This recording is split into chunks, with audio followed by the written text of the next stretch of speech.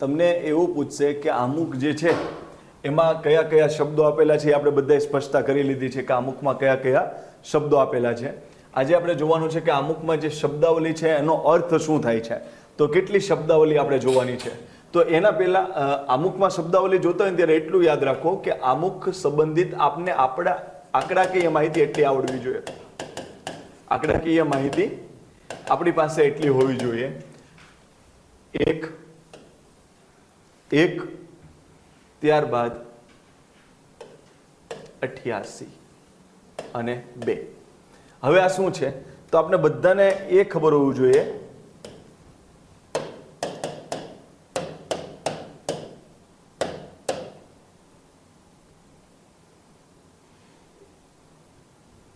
Okay.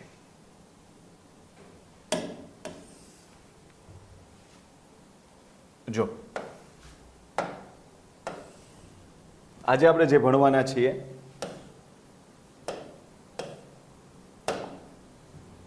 આંકડાકીય માહિતી શબ્દાવલીનો topic ભણવાના છે, પણ થોડા આંકડાકીય વસ્તુ જોઈ લે કે આમુખ આખું એક જ વાક્યમાં બનેલું છે. તમને એમ થાય કે સાહેબ એટલું બધું લખેલું છે તો એક વાક્ય કેમ? તો બધા વચ્ચે અલ્પ વિરામ છે, અલ્પ વિરામ છેલ્લે ફૂલ સ્ટોપ છે. એટલે આમુખ આખું કેટલા વાક્યમાં રચાયેલું છે? તો એક જ વાક્યમાં આખા આમુખની રચના થયેલી છે. બરાબર છે. પછી આમુખમાં ભારત શબ્દ નથી, પણ આમુખમાં ઇન્ડિયા શબ્દ છે. ઇંગ્લિશમાં કયો શબ્દ છે? ઇન્ડિયા શબ્દ છે. ને એ કેટલી વખત આવે છે? તો 2 વખત ઇન્ડિયા શબ્દ આવે છે. એક વખત અહીં આવે છે વી ધ પીપલ ઓફ ઇન્ડિયા, અમે ભારતના લોકો. આપણે આ શબ્દ ઓલરેડી ભણી ગયા છીએ કે આપણું બંધારણનું આમુખ જ કહે છે કે બંધારણને સત્તા ક્યાંથી મળે છે? તો લોકો દ્વારા સત્તા મળે છે. કેમ? કારણ કે અહીંયા લખ્યું છે વી ધ પીપલ ઓફ ઇન્ડિયા, અમે ભારતના લોકો આ બંધારણની રચના કરીએ છીએ, એટલે કે અમે સત્તા આપીએ છીએ બંધારણને. તો અહીંયા યાદ રાખજો, અહીંયા ઇન્ડિયા એક વખત આવે છે, અહીંયા ઇન્ડિયા એક વખત આવે છે. પછી સોવેરિયન, સોશિયાલિસ્ટ, આ તે, બરાબર છે. તો એની ઉપર જો હેવિંગ સોલોમની રિઝોલ્વડ કોન્સ્ટિટ્યુટ ઇન્ડિયા, તો આમુખમાં ઇન્ડિયા કેટલા વખત આવે છે? 2 વખત આવે છે. તો કેટલી વખત આવશે ઇન્ડિયા શબ્દ? 2 વખત આવે છે. અને અવારનવાર ક્યારેક આવા ચિરકુટ શબ્દ પણ આંકડાકીય માહિતી પૂછાતી હોય તો આપણે થોડું ધ્યાન રાખવાનો પ્રયત્ન કરવાનો, આવડે તો આપણા નસીબ. તો એટલું યાદ રાખજો કે એમાં કુલ શબ્દો કેટલા છે? તો 88. આમુખમાં કુલ શબ્દ કેટલા છે? 88. આવી રીતના ગણશો we the people of India, તો આવા કુલ 88 શબ્દ એક વાક્ય અને 2 વખત ઇન્ડિયા શબ્દ આવે છે. એટલું ક્લિયર? તો કોઈ ક્લાસ 3 ની એક્ઝામ આપણે આપતા હોય તો એમાં આવા ડેટા થોડા તમને કામ આવે. પણ આપણે તો એકે એક કન્સેપ્ટ સમજવાનો છે કે સોશિયાલિસ્ટ કોને કહેવાય, સેક્યુલર કોને કહેવાય, ડેમોક્રેટિક કોને કહેવાય, રિપબ્લિક કોને કહેવાય. પણ ભેગી મેં તમને થોડી માહિતી આપવાનો પ્રયત્ન કર્યો. અને આ જે આમુખની મૂળ કોપી હશે ને એમાં અહીંયા મૂળ કોપીનો પાર્ટ નથી, એટલે પણ જે મૂળ કોપી હશે તો એમાં આમુખના પેજ ઉપર રામ મનોહર ની નાના શોર્ટ ફોર્મમાં સાઇન દેખાશે, રામ. શું દેખાશે? રામ. તો તમને પૂછશે કે આમુખના પેજ ઉપર કઈ નામ સાથેની સિગ્નેચર નું શોર્ટ ફોર્મ જોવા મળે છે? તો રામ. રામ મનોહર ઉપરથી રામ. આટલું ક્લિયર છે? ચાલો હવે એક શબ્દ આપણે જોઈએ કે આમુખમાં શબ્દ પહેલો છે સાર્વભૌમત્વ, અને એક શબ્દ છે વી ધ પીપલ ઓફ ઇન્ડિયા.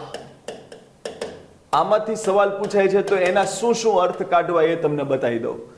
કોઈ પણ વ્યક્તિને સાર્વભૌમત્વ ક્યારે કહેવાય?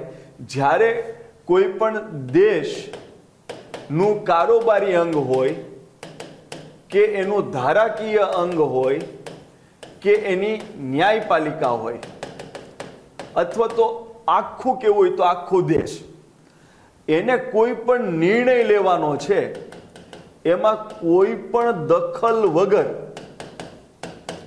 નિર્ણય લઈ શકે તો એને એ સાર્વભૌમત્વ કહેવાય. જો દેશની સરકાર કોઈ પણ દબાણ વગર નિર્ણય લઈ શકે, એને જે પોલિસી બનાવવાની છે, પોલિસીનો અમલ કરવાનો છે, તો એમ કહેવાય કે આપણા દેશની સરકાર છે એ સાર્વભૌમત્વ છે. દેશની ધારાસભા હોય એ કોઈ પણ દખલ વગર ગમે તેવો કાયદો પોતાની રીતના બનાવી શકતો હોય તેમ કહેવાય કે આ દેશની ધારાસભા એ સાર્વભૌમત્વ છે. એવી જ રીતના દેશની ન્યાયપાલિકા કોઈના ડર રાખ્યા વગર જે નિર્ણય દેવો છે એ જ નિર્ણય દે તો એમ કહેવાય કે આ દેશની ન્યાયપાલિકા સાર્વભૌમત્વ છે. જો દેશનું બંધારણ આપણે સમજશું ને વ્યવસ્થિત તો એક વ્યક્તિ સ્વતંત્ર રીતે એકદમ સાર્વભૌમત્વ એમ ન કહેવાય કે આપણે અહીંયા સાર્વભૌમત્વ જે સમજવાનું છે એ આ શબ્દો ઉપર નહીં, આના ઉપર સમજવાનું છે. દેશ એટલે શું? આપણો દેશ પોતાના અંદર શું નિર્ણય લેવાનો છે અને દેશની બહારના અન્ય દેશો સાથે શું સંબંધ પ્રસ્થાપિત કરવાનો છે એ નિર્ણય પર દુનિયાની કોઈ પણ બાબતના દબાણ વગર નિર્ણય લઈ શકે તો આપણો દેશ કેવો કહેવાય? સાર્વભૌમત્વ, જેને ઇંગ્લિશમાં કહેવાય સોવેરિયાનિટી. ચાલો, તમને એમ થાય કે સાહેબ આવી વ્યાખ્યા તો અમે વાંચી લીધી, આનાથી તમે શું બીજું અમને કહેવા માંગો છો? તો ધ્યાનથી સમજો. સાર્વભૌમત્વને અહીંયા સમજીએ. જ્યારે સાર્વભૌમત્વની વાત કરીએ ત્યારે બે વસ્તુની ચેલેન્જ આવી. એક હતું યુનાઇટેડ નેશન ઓર્ગેનાઇઝેશન, બરાબર? 1945માં રચના થઈ. આપણે બધાને ખબર છે કે 1944માં બીજું વિશ્વ યુદ્ધ ખતમ થયું એટલે દુનિયાને એવી ખબર પડી કે ભાઈ વિશ્વ યુદ્ધની ખુવારી શું હોય, નાગાસાકી છે, હિરોશીમા છે, જાપાનનું અંત થાય છે, બરાબર? એટલે બધાને ખબર પડી કે પરમાણુ બોમ્બ આવી ગયા છે, હવે તો દુનિયાનો વિનાશ થાય, હવે ત્રીજું વિશ્વ યુદ્ધ હશે તો પછી દુનિયાનું અસ્તિત્વ નહીં હોય. એટલે 1944માં જેવું બીજું વિશ્વ યુદ્ધ પૂરું થયું એટલે 1945માં દુનિયાના દેશોએ એક નક્કી કર્યું કે આપણે કોઈક એવી આંતરરાષ્ટ્રીય સંસ્થા બનાવવી જોઈએ કે જે આ બાબતને કંટ્રોલ કરે, જેને આપણે કહીએ છીએ યુનાઇટેડ નેશન. હવે ભારત 1945થી ભારત યુનાઇટેડ નેશનમાં 1945-46થી એનો ભાગ બની ગયો છે. એનો મતલબ એમ કે ત્યારે હજુ આપણે આઝાદ થયા નહોતા એ સમયથી આપણે યુનાઇટેડ નેશનનો ભાગ બની ગયો તો ભારત. એનો મતલબ એમ કે ભારતને કહેવાય યુનાઇટેડ નેશનનું ફાઉન્ડિંગ મેમ્બર તરીકે જોડાઈ ગયું હતું. તમને એમ થાય કે સાહેબ આ બધું શું કામ કરો છો? સાર્વભૌમત્વમાં ને એમાં આમાં શું લેવા દેવા છે? તો અહીંયા એક સવાલ એ આવે કે યુનાઇટેડ નેશનનો ભાગ ભારત બને તો શું ભારત દેશની સાર્વભૌમત્વ પર ખતરો આવે? કારણ કે આપણે વાત શું કરીએ છીએ કે કોઈ પણ દેશ પોતાની આંતરિક બાબત કે બાહ્ય બાબત સંબંધિત નિર્ણય લેવા માટે સ્વતંત્ર હોય, કોઈ પણ બાહ્ય દખલગીરીને અવગણ્યા વગર સ્વતંત્ર નિર્ણય લેતો હોય તો એ દેશને સાર્વભૌમત્વ કહેવાય. તો ભારત યુનાઇટેડ નેશનનો જો મેમ્બર બની જતો હોય તો શું યુનાઇટેડ નેશને ભારત ઉપર દબાણ કરે તો આપણી સાર્વભૌમત્વ ખતરામાં ન મૂકે? ના મૂકે. કારણ કે યુનાઇટેડ નેશનમાં જોડાવું કે એમાંથી દૂર થવું એ આપણી ઈચ્છા શક્તિ ઉપર આધાર છે. એ આપણે ચાબુક રાખીને એમ ન કહી શકે કે તમે આનો ભાગ જ છો, તમે આનાથી છૂટા થશો તો તમારા દેશનું અસ્તિત્વ નહીં રહે. નહીં, તો આપણે આનો ભાગ હોવાથી આપણી સાર્વભૌમત્વ પર ખતરો મુકાતો નથી. સામે કેટલા સવાલ બનશે? યુનાઇટેડ નેશનનો ભારત ફાઉન્ડિંગ મેમ્બર છે, વિધાન સાચું કે ખોટું? સાચું. યુનાઇટેડ નેશનનો ભારત કયા વર્ષની આસપાસ જોડાણો? 1945-46ની આસપાસ. બીજું, આપણે ભાઈ કોનાથી આઝાદ થયા હતા? આપણે બ્રિટનના ગુલામ હતા. 1947 સુધી 15 ઓગસ્ટ 1947 સુધી આપણે બ્રિટનના ગુલામ હતા. હવે અહીંયા તમે ધ્યાનથી સમજો, બ્રિટનમાંથી ભારત એક આઝાદ નથી થયું, ભારત અને ઘણા બધા દેશ આઝાદ થયા. આપણે બધી ટર્મ્સ બાકી હતી ને, આપણે શબ્દાવલી એકે ચાલુ નથી કરી ને, બધી બાકી હતી ને. ડન. ભારત અને ઘણા બધા દેશ બ્રિટનથી અલગ થયા. હવે આ બધા દેશોનું એક ગ્રુપ બનાવવામાં આવ્યું જેનું નામ છે કોમનવેલ્થ. શું નામ છે? કોમનવેલ્થ. એટલે કોમનવેલ્થ એટલે કેવા દેશોનું ગ્રુપ હશે? જે દેશો બ્રિટનમાંથી આઝાદ થયા છે અને એને સંગઠન બનાવ્યું એવા દેશોને કહેવાય કોમનવેલ્થ ઓફ નેશન, બરાબર? એટલે કે કોમનવેલ્થના દેશોનો સમૂહ. તમને એમ થાય કે સાહેબ આને સમૂહ શું કામ બનાવવાની જરૂર પડી? તો ભાઈ બ્રિટને આપણા પર શાસન કર્યું તો આપણી પાર્લામેન્ટની સિસ્ટમ, આપણી ગવર્મેન્ટની સિસ્ટમ, આપણી બંધારણની રચનામાં, આપણી ધારાસભામાં, આપણી ન્યાયપાલિકામાં બ્રિટનમાં જે સ્થિતિ હશે એને સમરૂપ આપણી ત્યાં આગળ સ્થિતિ હશે, કારણ કે એ લોકોએ આપણા પર શાસન કર્યું એટલે આપણી સરકારી જે મશીનરી હશે એ બધી બ્રિટન જેવી હશે. એટલે કે આપણું કલ્ચર, પોલિટિકલ કલ્ચર એટલે કે રાજનીતિક સંસ્કૃતિ આપણી બ્રિટનને મળતી હશે. તો એવી જ રીતના બ્રિટને જેટલા પણ દેશો પર શાસન કર્યું એની પણ રાજકીય સંસ્કૃતિ એને મળતી હશે. તો બધા દેશો આઝાદ થયા પછી પણ એક સંગઠન બનાવ્યું કોમનવેલ્થ, અને એના વડા તરીકે બ્રિટિશ ક્રાઉનને રાખ્યા. કોને રાખ્યા? બ્રિટિશ ક્રાઉનને રાખવામાં આવ્યા. એટલે કે જો બ્રિટિશમાં રાણી ન હોય તો તે સમયે રાજા એનો શાસક કહેવાય, અને રાજા ન હોય તે સમયે રાણી કહેવાય. પણ શબ્દ શું બોલાય? British crown. એટલે કે બ્રિટિશ તાજને કોમનવેલ્થના વડા કહેવામાં આવે છે. કોમનવેલ્થમાં કયા દેશો હોય? તો જે દેશો બ્રિટનથી આઝાદ થયા છે એવા દેશોનો સમૂહ. હવે ફરીથી 1949માં સાંભળજો, 1949માં ભારત કોમનવેલ્થનો પૂર્ણ કક્ષાનો સભ્ય બન્યો. અધૂરો નહીં, પૂર્ણ કક્ષાનો સભ્ય બન્યો. ધ્યાનથી સમજજો. કહેવાય સાર્વભૌમત, સાર્વભૌમત એટલે તો બસ અંદરની પોલિસી બહારની પોલિસી આપણે સ્વતંત્ર, એમ નહીં. અહીંયા ધ્યાનથી સમજજો. 1949માં ભારત કોમનવેલ્થનો અપૂર્ણ નહીં, કામચલાઉ નહીં, પૂર્ણ કક્ષાનો સભ્ય બન્યો. ફરીથી બંધારણ સભામાં એક ચર્ચા કરવામાં આવી. બંધારણ સભામાં વિરોધમાં એમ કહેવામાં આવ્યું કે આપણે બ્રિટનથી આઝાદ થયા છીએ, હવે આપણે આપણું સાર્વભૌમત્વ આપણે પ્રાપ્ત કર્યું છે, તો શું કામે આપણે કોમનવેલ્થનો ભાગ બનવું જોઈએ? ત્યારે જવાહરલાલ નહેરુ હતા, બાબા સાહેબ આંબેડકર હતા, બધાએ એક જ જવાબ આપ્યો કે આ કોઈ ફરજિયાત નથી. આ જેમ ઈચ્છાથી જોડાયા છીએ તેવી જ રીતે ઈચ્છાથી છૂટા પણ પડી શકીએ. અને કોમનવેલ્થનો ભાગ બનવું એ ભારતની સાર્વભૌમત્વ ઉપર કોઈ ખતરો નથી. આવું બંધારણ સભામાં દલીલમાં બાબા સાહેબ આંબેડકર, જવાહરલાલ નહેરુ બધાએ મત રજૂ કર્યો કે આપણે આનો ભાગ બનવાથી આપણા સાર્વભૌમત્વમાં કોઈ ખતરો નથી. આપણે એટલા માટે આમાં ભાગ બન્યા કે આપણે બધા બ્રિટનથી અલગ થયા છીએ, તો બધા દેશોની રાજકીય સંસ્કૃતિ એક સરખી હોય તો બધા સાથે સંબંધ રાખીએ તો આપણે એકબીજા સાથે ડેવલપમેન્ટ સારી રીતના કરી શકીએ. અને એમાં બ્રિટિશ ક્રાઉન એનો વડો હોય તો એ ભારત દેશનો વડો નથી, આ એક સંગઠનનો વડો છે, જેથી ભારતના સાર્વભૌમત્વ ઉપર કોઈ પણ પ્રકારનો ખતરો નથી. તો ખાસ યાદ રાખજો, કોઈ ઇન્ટરવ્યુમાં પૂછે, ક્યાંક લખવાનું હોય કે ભારતના સાર્વભૌમત્વ વિશે લખો, ત્યારે જેમ લક્ષ્મીકાંતની બુક હોય કે સારા ઓથરની બુક હોય, એમાં 2 એક્ઝામ્પલ આપ્યા હોય કે શું યુનાઇટેડ નેશનનો ભાગ બનવાથી ભારત એનું સાર્વભૌમત્વ નબળું થાય, શું કોમનવેલ્થનો ભાગ હોવાથી ભારતનું સાર્વભૌમત્વ ઉપર કોઈ ખતરો રહેલો છે? ત્યારે તમારે એક જ મેન્શન વાક્ય લખવાનું, અથવા તો MCQ અથવા તો ઇન્ટરવ્યુમાં કહી દેવાનું કે આ બંનેનો ગ્રુપ બનવાથી આ બંને જે નિર્ણય લે એ ભારતે માનવા બંધાયેલો નથી. એ ત્યાં સુધી જ ભારત એનો મેમ્બર છે જ્યાં સુધી ભારતની ઈચ્છા હશે, ભારતના લોકોની ઈચ્છા હશે. ભારતના લોકોની ઈચ્છા નહીં હોય તો આમાં ગમે ત્યારે આપણે પોતાનું સભ્યપદ પાછું ખેંચી શકશું. ગુલામીમાં આપણે એવું કરી શકતા હતા કે અમારે આઝાદ થઈ જવું છે, કે આપણે વાતમાં પ્રોટેસ્ટ કરતા હતા, તો એમાં આપણી ઈચ્છા નહોતી, એમાં આપણે બળ પ્રયોગ કરવો પડે, આપણે આંદોલન કરવું પડે ત્યારે છૂટા થવા. આમાં તો બસ અમે નથી તમારા સભ્ય. તો આ પોઈન્ટ આવડવો જોઈએ. એટલું ક્લિયર છે? એટલા માટે યાદ રાખજો, કોમનવેલ્થ ગેમમાં તમે જે એવોર્ડ જોતા હોય ને કે કોમનવેલ્થ ગેમમાં ગોલ્ડ મેડલ લીધો, બ્રોન્ઝ મેડલ લીધો, એનો મતલબ એ કોમનવેલ્થ ગેમ જે તમે બોલો છો કે બ્રિટનથી આઝાદ થયેલા દેશોનું ગ્રુપ અને એની વચ્ચે જે રમતો રમાય એને કહેવાય કોમનવેલ્થ ગેમ્સ. અને એના વડા કોણ હોય? British crown. અહીંયા સુધી બધાને ક્લિયર થઈ ગયું? તો આ સાર્વભૌમત્વમાં એટલી બાબત આપણે આવડવી જોઈએ. ડન છે? આગળ ચાલો. તો આખી ટર્મ્સ આપણે સાર્વભૌમત્વની સમજી ગયા. હવે બીજી ટર્મ્સ આપણે જોઈએ.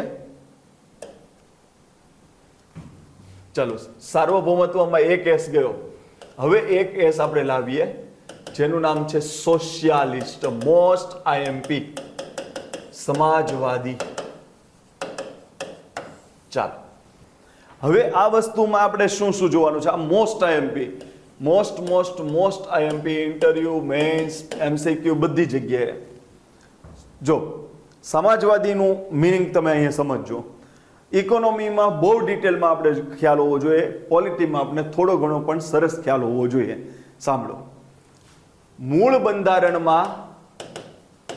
બંધારણમાં ક્યાંય સમાજવાદનો સ્પષ્ટ શબ્દ ઉલ્લેખ નહોતો.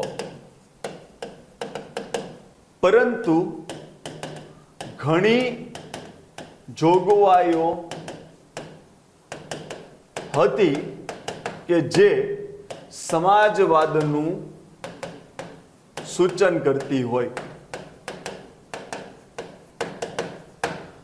એટલે ઘણી અનુચ્છેદો એવી હશે કે જે સમાજવાદનો સૂચન કરતો હોય એવો એનો મિનિંગ નીકળે, પણ હકીકતે સમાજવાદ શબ્દ એ મૂળ બંધારણમાં હતો નહીં.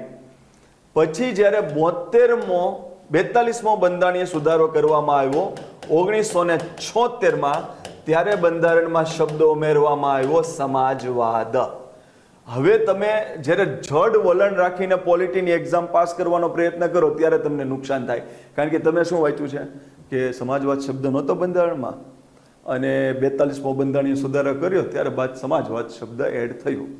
અને એમસીક્યુ તમને આમ પૂછવું હોય કે મૂળ બંધારણમાં સમાજવાદ સંબંધિત જોગવાઈઓ કરેલી છે, આ વિધાન સાચું કે ખોટું? તો તમારે કહેવાનું સાચું. તરત તમારો મિત્રો કહે છે મૂળ બંધારણ ના આવે, 1976માં 42માં સુધારા દ્વારા શબ્દ ઉમેરાણો. યાદ રાખજો, શબ્દ ઉમેરાણો એનો મતલબ એવો નહોતો કે ભારતના બંધારણમાં સમાજવાદ સંબંધિત કોઈ અનુચ્છેદો નહોતી. આ ખાસ યાદ રાખજો.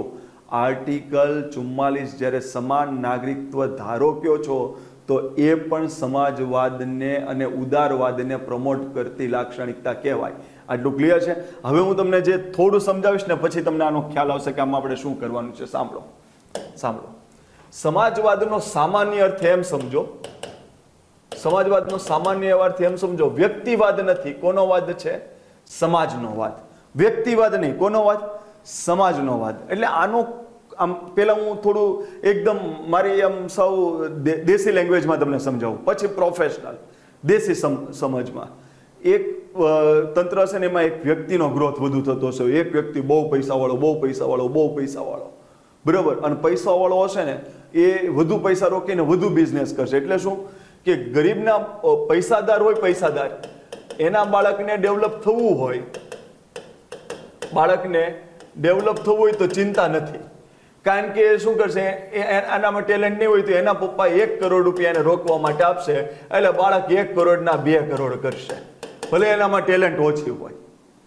પણ બીજી જગ્યાએ ધારો કે એવું હોય કે આજ સમાજ વ્યવસ્થામાં જે ગરીબ છે એનો બાળક ડિગ્રી લઈને જબરદસ્ત ભણ્યો છે, પણ આ ગરીબ પાસે કોઈ પૈસા નથી, તો આ ડિગ્રી ગમે તેવી ઊંચી લઈને આવશે, એ પોતાનું કાંઈ કરી નહીં શકે, એ પગારદાર રહેશે. શું રહેશે?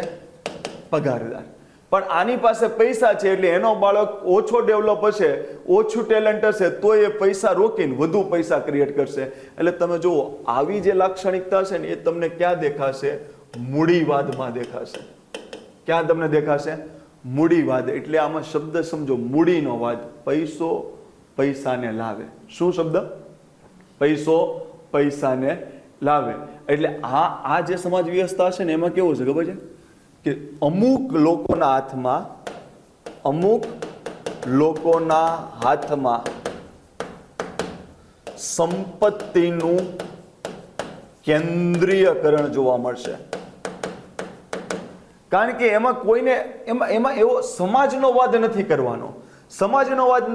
વાદ કોનો કરવાનો છે? મૂડીનો. પૈસાનો વાત કરવાનો. કોની પાસે પૈસા છે ભાઈ જેની પાસે પૈસા છે એની પેઢી દર વધુ પૈસા રોકીને વધુ પૈસા કમાશે, વધુ પૈસા રોકીને વધુ પૈસા કમાશે. કારણ કે એમાં વાદ મૂડીનો છે, એમાં વાદ વ્યક્તિનો થશે, એમાં કોઈ જાતનું સરકાર બહુ હસ્તક્ષેપ નહીં કરે. જ્યારે એક વ્યવસ્થા એવી હશે કે જેમાં વ્યક્તિ કરતાં સમાજનો વાદ હશે, વ્યક્તિના ડેવલપમેન્ટ કરવાના બદલે સમાજનું ડેવલપમેન્ટ કરવાનો વધુ ખ્યાલ હશે. સાંભળજો હવે જે હું કહીશ ને એમાં તમને માર્ક્સવાદી અભિગમ આવશે, ગાંધીયન અભિગમ આવશે, મિક્સ્ડ ઇકોનોમી જેવા શબ્દ આવશે જે તમારી એક્ઝામમાં પૂછાય છે. હવે સાંભળજો, હવે આ જે સમાજવાદ છે એમાં આપણે શું કર્યું છે? વાદ કોનો કરવાનો છે? સમાજ. એટલે વ્યક્તિનો ડેવલપમેન્ટ નહીં, સમાજનું. તો જે વ્યવસ્થામાં આખા સમાજનું ડેવલપમેન્ટ કરવાની વાત કરવામાં આવે એને કહેવાશે સમાજવાદ. હવે તમને એમ થશે અમને પર્ટિક્યુલર વ્યાખ્યાથી સમજાવો. તો જો મારી પાસે એટલી વસ્તુ હોવી જોઈએ, એટલી વસ્તુ હોવી જોઈએ. Means of production. થોડું ઇંગ્લિશ શબ્દ લખીશ. મીન્સ ઓફ પ્રોડક્શન એટલે ઉત્પાદનનું સાધન, ઉત્પાદનનું સાધન. બરાબર. હવે તમે કોઈ પણ વ્યક્તિને ધંધો કરવો હોય તો ધંધો જે છે એમની પાસે તો એને કહેવાય ઉત્પાદનનું સાધન. ધારો કે હું ડોક્ટર હોઉં તો મારી પાસે મારી ડોક્ટર ડિગ્રી ઉત્પાદનનું સાધન કહેવાય. પછી ધારો કે કોઈ વ્યક્તિ એન્જિનિયર હોય તો એનું એન્જિનિયર પણ છે એ એનું ઉત્પાદનનું સાધન કહેવાય કે ભાઈ આવક કરશે તો એ આ ડિગ્રીથી કરશે. બરાબર છે. તો એને કહેવાય ઉત્પાદનનું સાધન. હવે ઉત્પાદનનું સાધનથી તમે કોઈ પ્રોડક્ટ પેદા કરી, બરાબર, એનું પછીનું શબ્દ આવે વિતરણ. બરાબર. એટલે કે આઉટકમ અથવા તો પ્રોડક્ટનું ડિસ્ટ્રીબ્યુશન.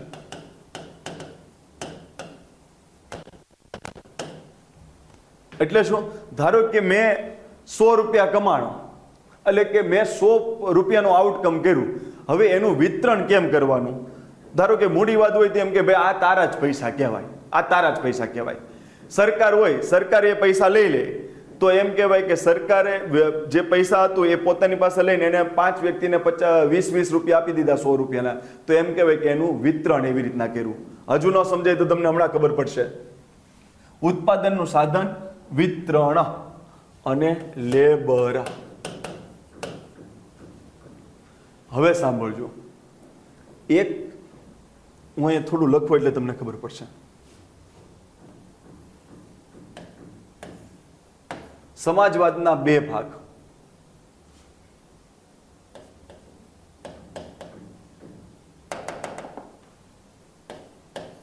ડેમોક્રેટિક સોશિયાલિઝમ અને કમ્યુનિસ્ટ સોશિયાલિઝમ. આને કહેવાય લોકતાંત્રિક સમાજવાદ અને આને કહેવાય સામ્યવાદી સમાજવાદ. ડન છે? ભારત છે, ભારત એ કેવા પ્રકારનું સમાજવાદ ધરાવે છે? લોકતાંત્રિક સમાજવાદ. અને ચીન છે, ચીન એ કેવા પ્રકારનું સમાજવાદ ધરાવે છે? કમ્યુનિસ્ટ સોશિયાલિઝમ. આટલું ક્લિયર? હવે આ બેમાંથી આપણે શું સમજવાનું છે? સાંભળજો. ડેમોક્રેટિક સોશિયાલિઝમ અને કમ્યુનિસ્ટ સોશિયાલિઝમ. તમારે કોઈ પણ વ્યક્તિ પૈસાદાર થશે કે ગરીબ રહેશે એ આ 3 વસ્તુથી નક્કી થાય કે એની પાસે ઉત્પાદનનું સાધન છે. ચાલો, ઉત્પાદનનું સાધન છે, એનાથી આવક આવી કે એનાથી કોઈ પરિણામ એવું તો એની વેચણી કેમ કરવાની છે, કોને કેટલા પૈસા આપવાના છે. ચાલો, એ થયું. તો આના માટે લેબર હતું એ કોણે અપનાવ્યું? તો હવે હું શું કરું છું સાંભળજો. અહીં એક કન્સેપ્ટ સાંભળજો. ધારો કે સરકાર છે, સરકાર એ 2 ડોક્ટર છે. કેટલા ડોક્ટર છે? 2 ડોક્ટર છે. 2 ડોક્ટરને એમ કીધું કે આમાં કોઈ પ્રાઇવેટ ડોક્ટર નહીં, નો પ્રાઇવેટ ડોક્ટર. એટલે આમાંથી કોઈ પ્રાઇવેટ ડોક્ટર નહીં. બંને કેવા ડોક્ટર છે? સરકારી. એટલે સરકારે બેયને પગાર આપી દીધો, 1 લાખ રૂપિયા પગાર આપી દીધો. બરાબર. અને કોઈ પ્રાઇવેટ ડોક્ટર નથી, બંને કોના ડોક્ટર છે? સરકારના. હવે આ બંને ડોક્ટરે ટ્રીટમેન્ટ કરવાનું ચાલુ કર્યું અને ટ્રીટમેન્ટની ફી 10 રૂપિયા રાખી હતી અને ફી કરીને મહિને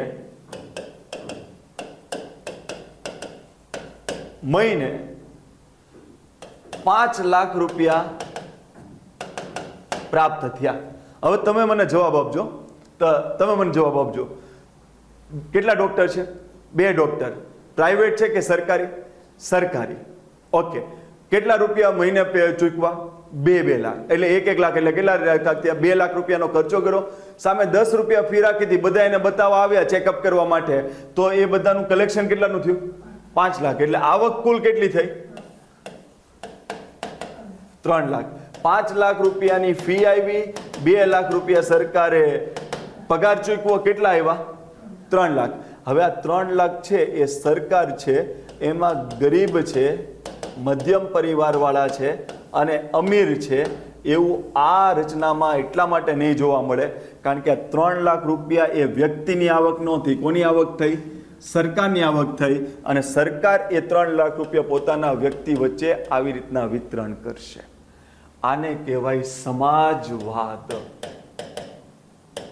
તમે જુઓ, આમાં વ્યક્તિનું ડેવલપમેન્ટ નહીં થાય. 2 ડોક્ટર ભલે ગમે તેવા હશે તોય 2 ડોક્ટરમાં કોઈનો ગ્રોથ નહીં હોય, 2નું લેવલ સેમ હશે અને એનાથી જે પૈસા થયા એ સરકારે કોને વેચી દીધા? સમાજમાં. તો તમે જુઓ, ડોક્ટર એ ઉત્પાદનનું સાધન હતું, એ કોના હસ્તક રાખ્યું? સરકારે. એનાથી જે પૈસા મળ્યા એટલે કે એનાથી જે ઉત્પાદન થયું એ પણ કોના હસ્તક છે? સરકાર. કે કોને દેવું? તો જેમાં ઉત્પાદનનું સાધન, ઉત્પાદન જે મળે છે એનું વિતરણ, લેબર, આ બધું સરકારના હાથમાં હોય એવી શાસન વ્યવસ્થાને કેવી વ્યવસ્થા કહેવાય? સમાજવાદ. જેમાં વ્યક્તિનું ડેવલપમેન્ટ કરતા કોનું ડેવલપમેન્ટની પ્રાધાન્ય હોય? સમાજવાદ. જેમાં આવકની અસમાનતા કેવી હશે? ઓછી હશે. કેટલાને આ વસ્તુ ક્લિયર થઈ ગઈ? બરાબર. આ જ વસ્તુ તમે બીજો કન્સેપ્ટ જુઓ. આનો બેનિફિટ શું? આનો બેનિફિટ શું? સમાજનો સર્વાંગી વિકાસ. એક સરખો વિકાસ. કેવો? એક સરખો વિકાસ, જેમાં આર્થિક, સામાજિક અસમાનતા કેવી હશે? ઓછી હશે. આટલું ક્લિયર? નુકસાન શું?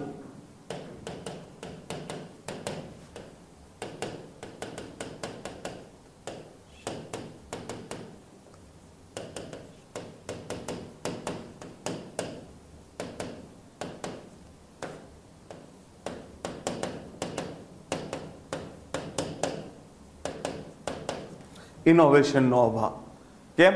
ચાલો, આ સમાજવાદ ન હોય તો સમાજવાદ ન હોય તો આ 2 ડોક્ટર છે એમાંથી 2 ડોક્ટર પ્રાઇવેટ.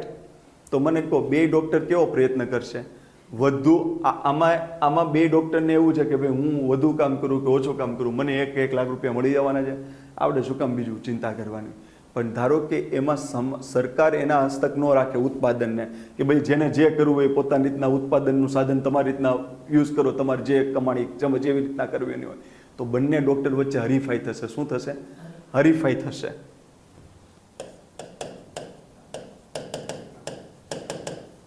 હરીફાઈમાં પ્રોડક્ટની ગુણવત્તા વધે કે ન વધે?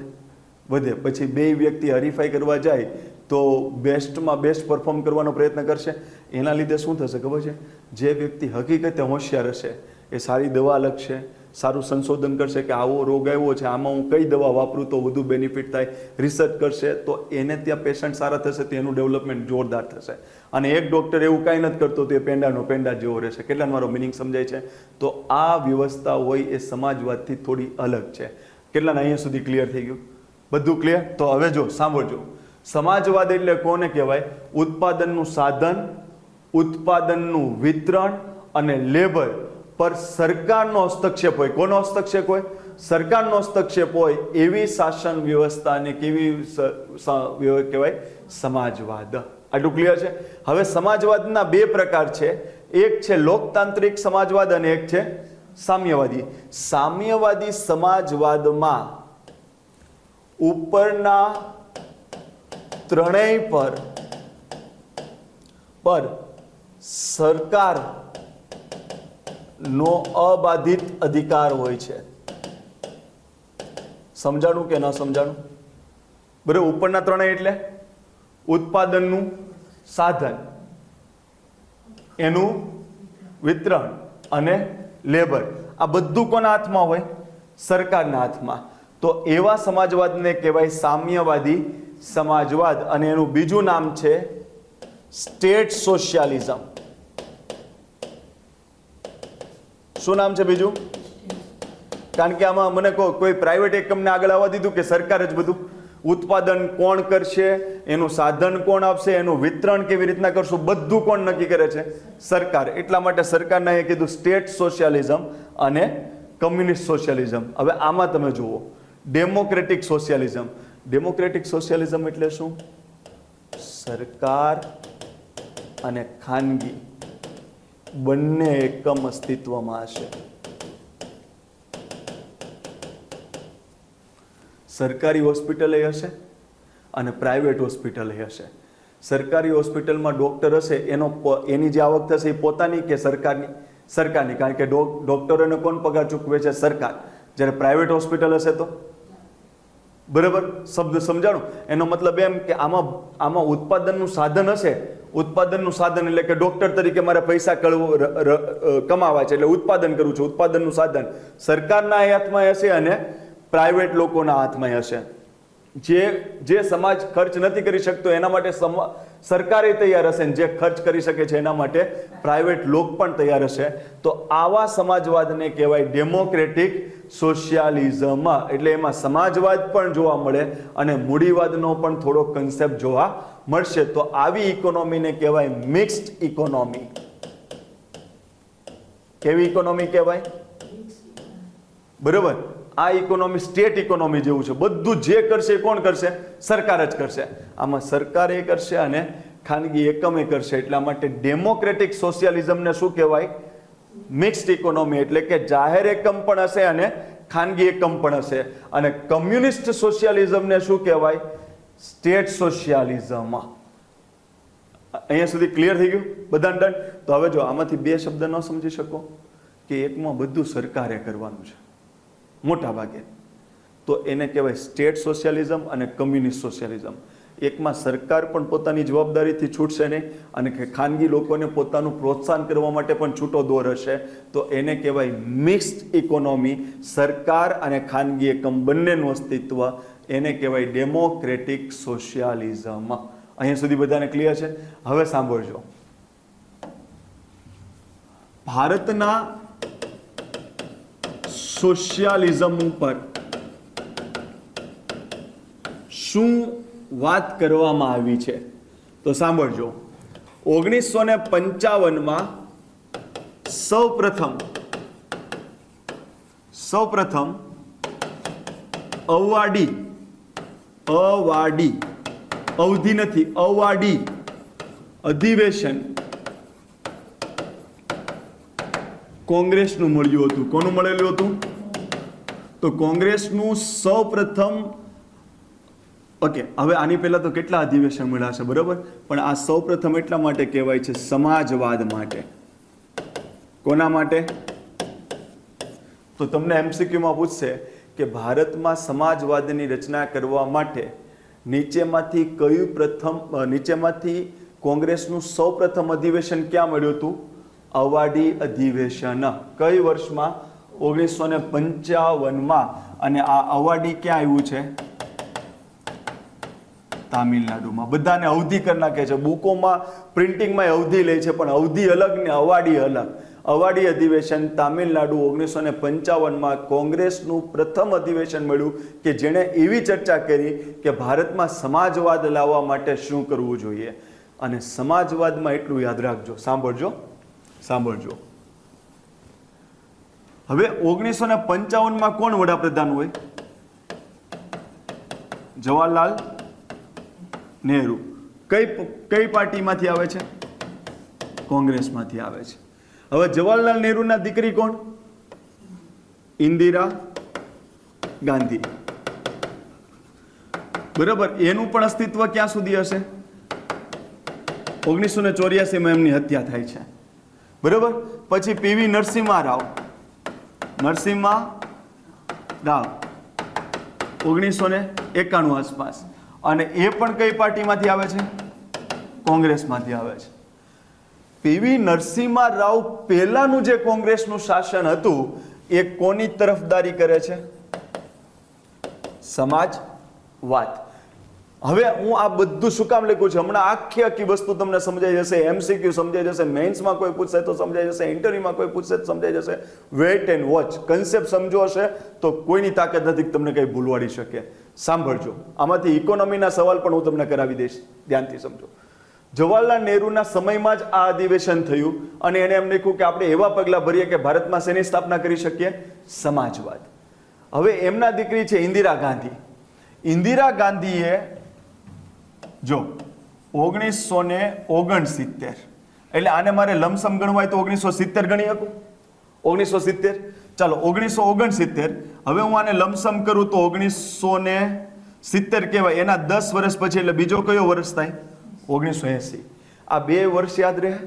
બે વચ્ચે અંદાજિત 10 વર્ષનો તફાવત રાખો. એક 1970 અને એક 1980. પણ અહીંયા આમ યાદ રાખો 1979 અને અહીંયા 1980.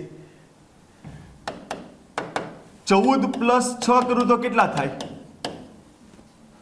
14 + 6 કરું તો 20 થાય. નાના વર્ષ સાથે મોટો આંકડો અને મોટા વર્ષ સાથે નાનો આંકડો.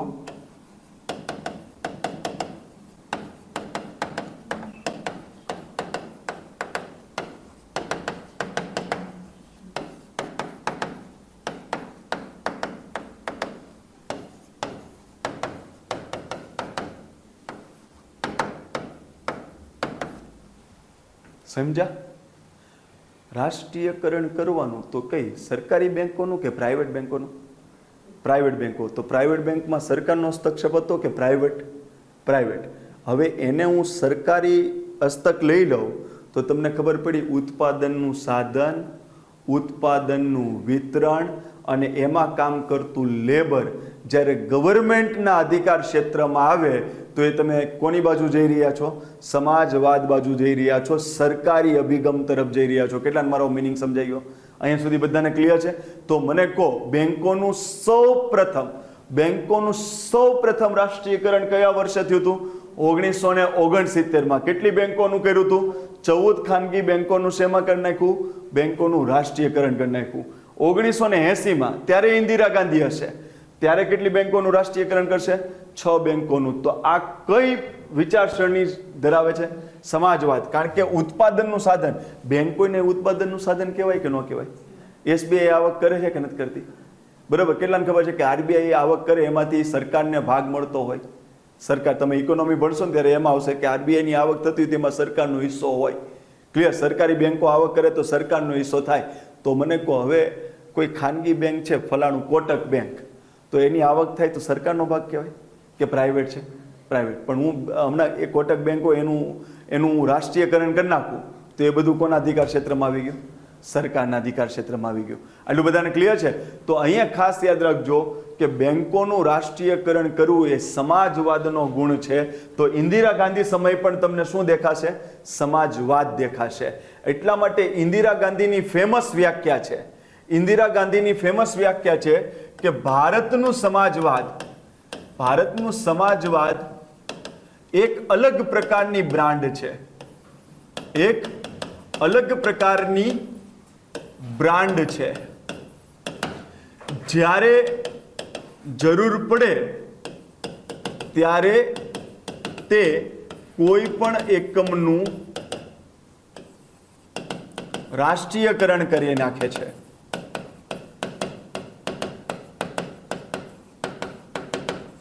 આવું કહેનાર કોણ હતા? ઇન્દિરા ગાંધી. આટલું ક્લિયર? કારણ કે એને જે બેંકોનું રાષ્ટ્રીયકરણ કર્યું એટલે વિરોધ તો કર્યો છે કે હવે સરકાર બધું પોતાના કંટ્રોલમાં લઈ લે છે, પ્રાઇવેટ બેંકોનું હવે કોઈ વર્ચસ્વ નહીં હોય. ત્યારે ઇન્દિરા ગાંધીએ શું કીધું હતું કે ભારતનું સમાજવાદ એ દુનિયાના સમાજવાદ જેવું નથી. અમારું સમાજવાદ એક અલગ પ્રકારની બ્રાન્ડ છે. અમને જે સેક્ટરમાં જરૂર જણાય કે આ સેક્ટરમાં સરકારના હસ્તક હોવું લોકો માટે ફાયદારૂપ છે એનું અમે શું કરી નાખીએ છીએ? રાષ્ટ્રીયકરણ કરી નાખીએ છે અને કરીને બતાવ્યું. સૌ પ્રથમ આ બેંકોનું રાષ્ટ્રીયકરણ. આ ઇકોનોમીમાંથી સવાલ પૂછશે. મેં શું કીધું, બેના વર્ષ આવી રીતના યાદ રાખો, 10 વર્ષનો ડિફરન્સ હોવો જોઈએ. આને 1969 ની જગ્યાએ 70 ગણો તો 70 અને 80. નાના આંકડા સાથે 14 અને મોટા આંકડા સાથે 6. ટોટલ 14 પ્લસ 6 કરો તો કેટલી થવી જોઈએ? 20 બેંકો. આટલું પેલા ક્લિયર છે? હવે સાંભળો. પીવી નરસિમ્હા રાવ આવ્યા 1991 કોંગ્રેસ, એને એલપીજી લાવ્યા. શું લાવ્યા? એલપીજી. પીવી નરસિમ્હા રાવ, મનમોહન સિંહ શું લાવ્યા? એલપીજી. એલ એટલે લિબરલાઇઝેશન. એને આપણે ગુજરાતીમાં શું કહેશું? ઉદારવાદ. પી એટલે પ્રાઇવેટાઇઝેશન, એટલે આપણે એને ગુજરાતીમાં શું કહેશું? ખાનગીકરણ. જી એટલે ગ્લોબલાઇઝેશન, જેને આપણે ગુજરાતીમાં શું કહેશું? વૈશ્વિકરણ. આટલું પેલા ક્લિયર? હવે સાંભળજો. ઉદારવાદ. હવે ઉદારવાદ એટલે શું ખબર છે? પહેલા કેવું હતું કે બિઝનેસમાં લાયસન્સ મળે અને જેટલું ક્વોટાનું કે એટલું જ ઉત્પાદન કરવાનું. એટલે શું? તમને એક તો લાયસન્સ વગર તમે એ બિઝનેસ ન નાખી શકો, બરાબર? એટલે સરકાર શું કરે કે દવાની ફેક્ટરી નાખવી તો એમાં પ્રાઇવેટ ન કરી શકે, એમાં પ્રાઇવેટને લાયસન્સ જ નહીં આપવાનું. એટલે લાયસન્સ રાજ શબ્દ યુઝ થતો. શું થતો? લાયસન્સ રાજ, કે લાયસન્સ માટે પૈસા બધા પડાવે કે લાયસન્સ તો જ તને લાયસન્સ આપવું. પછી કોટા. ધારો કે કોટા આપે ને તો એમ કે પેરાસિટામોલ 100 ટેબ્લેટ બનાવતા હોય તો ખાલી ખાનગીમાંથી 20 જ દવા બનવી જોઈએ. તો આ બે હતું. તો ઉદારવાદમાં એમ કીધું કે ભાઈ હવે સરકાર ઉદાર બને. સરકારનું કામ શાસન સંભાળવાનું છે, બિઝનેસ કરવાનો નથી. આવું છે ને? મોદી સાહેબ શું બોલે? મેક્સિમમ ગવર્નન્સ અને મિનિમમ ગવર્મેન્ટ.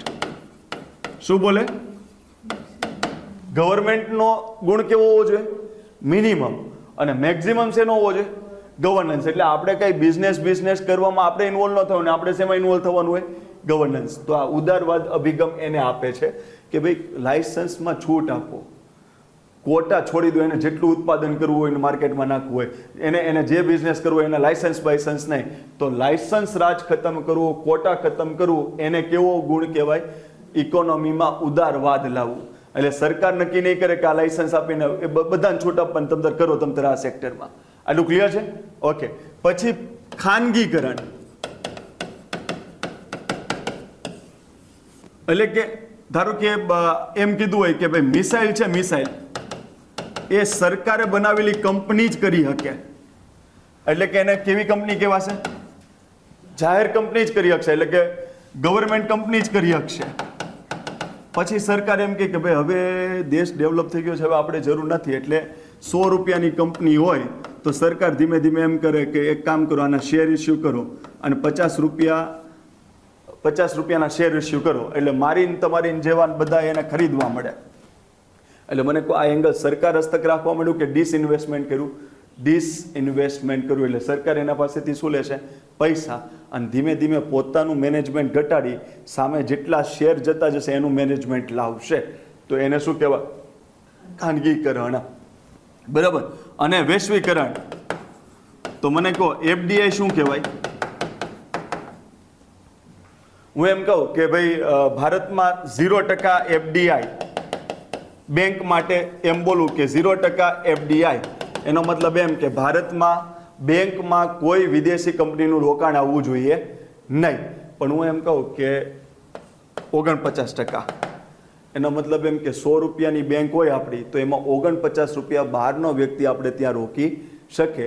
તો મને કહો આપણો બિઝનેસ ખાલી ભારત પૂરતો રહ્યો કે આદાન પ્રદાન? તો એને કહેવાય વૈશ્વિકરણ. તો તમે ધ્યાનથી સમજજો. જે જવાહરલાલ નહેરુએ એમ કીધું કે આપણે ભારતમાં સમાજવાદ સ્થાપવું છે, એમના દીકરી ઇન્દિરા ગાંધી પ્રાઇવેટાઇઝેશન કરવાના બદલે શું વધુ કરતા હતા? રાષ્ટ્રીયકરણ. તો એ સમાજવાદ તરફ લઈ જતા હતા. એના જ પક્ષમાં 1991 પછી LPG આવ્યું, લિબરલાઇઝેશન, પ્રાઇવેટાઇઝેશન ને ગ્લોબલાઇઝેશન. એમાં પ્રાઇવેટાઇઝેશન એટલે નેશનલાઇઝેશનનું વિરોધી. બરાબર, એટલે કે સરકાર ઉત્પાદનનું સ્ત્રોત આપણે પોતાની પાસે રાખવાના બદલે કોને આપવા માંડ્યું? ખાનગી લોકોને. તો ત્યારથી ભારતનો સમાજવાદ થોડું કેવું થતું ગયું? નબળું થતું ગયું. અહીંયા સુધી બધાને ક્લિયર થઈ ગયું? આટલા બધાને ક્લિયર? હવે છેલ્લું એક સ્ટેટમેન્ટ પછી હું આખું સમાજવાદ બોલીશ. સુપ્રીમ કોર્ટે કીધું કે ભારતનું સમાજવાદ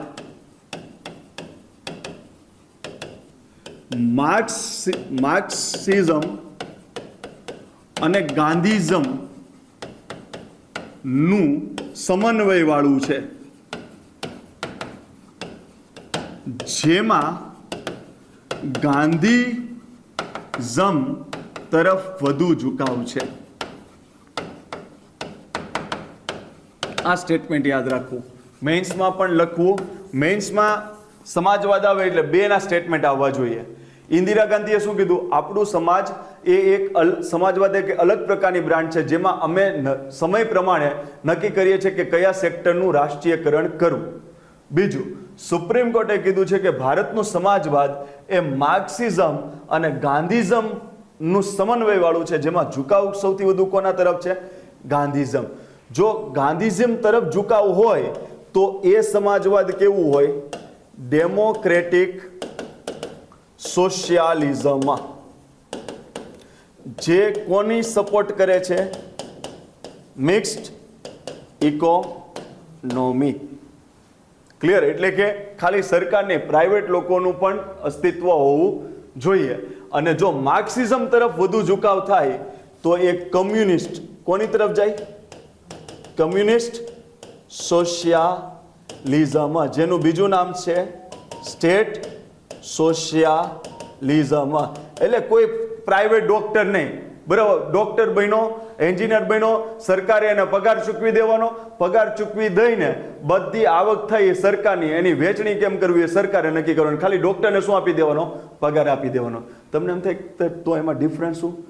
બધું સરકાર પોતાના હસ્તક રાખે, પણ ડોક્ટરનો પગાર 1 લાખ રૂપિયા આપે, એન્જિનિયરનો પગાર 90 રૂપિયા આપે, લેબર વર્ક વાળો આવતો હોય તો એનો પગાર 50,000 રૂપિયા આપે. પણ આવક કોઈની નહીં. આવક કોણ કરે? સરકાર કરે. કેટલાને મારો મિનિંગ સમજાય છે? અહીંયા સુધી બધાને ડન થઈ ગયું? તો ચાલો અહીંથી આપણે સમાજવાદનું પોઈન્ટ્સ આપણે આવડવા જોઈએ. જો સાંભળો, ભારતના મૂળ બંધારણમાં સમાજવાદનો ક્યાંય ઉલ્લેખ કરેલો હતો નહીં, પણ સમાજવાદને પ્રોત્સાહન આપતી અનુચ્છેદો આવેલી હતી. 42માં બંધારણીય સુધારા દ્વારા સમાજવાદ શબ્દ ઉમેરાણો, એટલે એની પહેલા જોગવાઈઓ હતી, પણ સમાજવાદ બંધારણમાં કયા અનુચ્છેદ દ્વારા? બંધારણીય સુધારો 42 દ્વારા. ક્લિયર છે? સમાજવાદ કેટલા પ્રકારના હોય? તો સમાજવાદ સમજવા માટે કોઈ પણ આર્થિક ગતિવિધિ આપને ખબર હોવી જોઈએ. આર્થિક ગતિવિધિ કોના પર હોય? ઉત્પાદનનું સાધન કોની પાસે છે?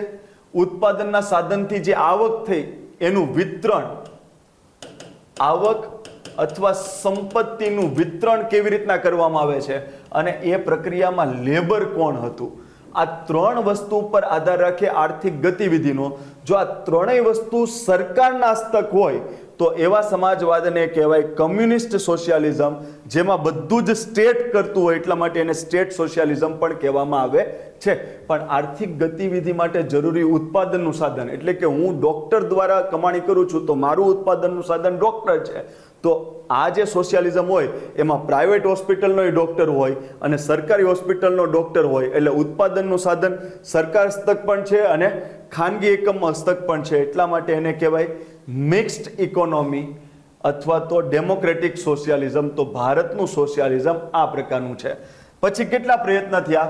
એક અવધિ અધિવેશન યાદ રાખવાનું છે, જવાહરલાલ નહેરુનો રોલ યાદ રાખવાનો છે, ઇન્દિરા ગાંધીનો રોલ યાદ રાખવાનું છે, આટલી બેંકોનું રાષ્ટ્રીયકરણ કયા વર્ષે કેટલી થઈ એ યાદ રાખવાનું છે, અને પીવી નરસિંહ રાવે એલપીજી કર્યું તો ભારતનો સમાજવાદ નબળો બન્યો કે મજબૂત બન્યો એ બાબત તમને આવડવી જોઈએ. અહીંયા સુધી બધાને ડન થઈ ગયું? ક્લિયર છે બધાને? ચાલો આગળ.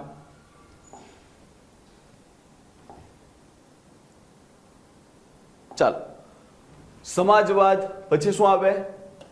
બિન સાંપ્રદાયિકતા.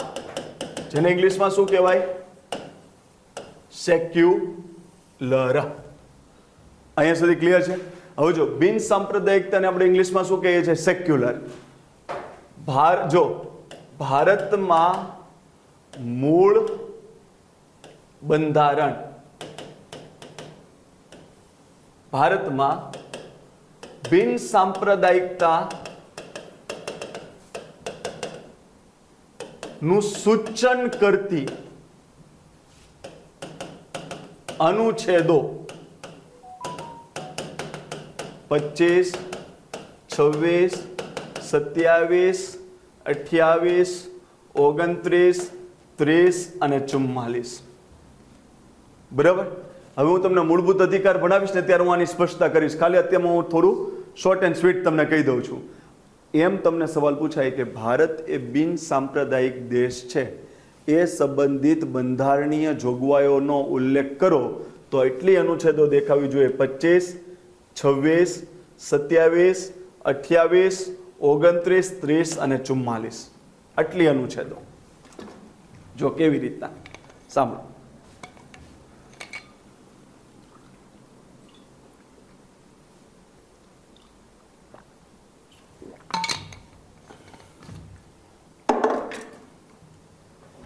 શું છે?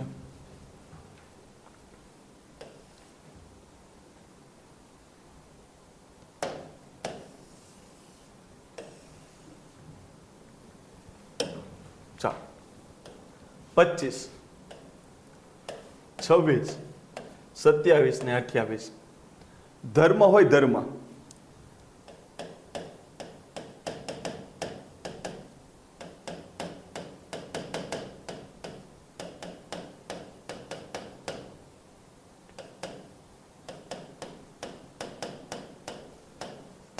ઇંગ્લિશ આવવાનું છે તમારી એક્ઝામમાં કે નથી આવવાનું?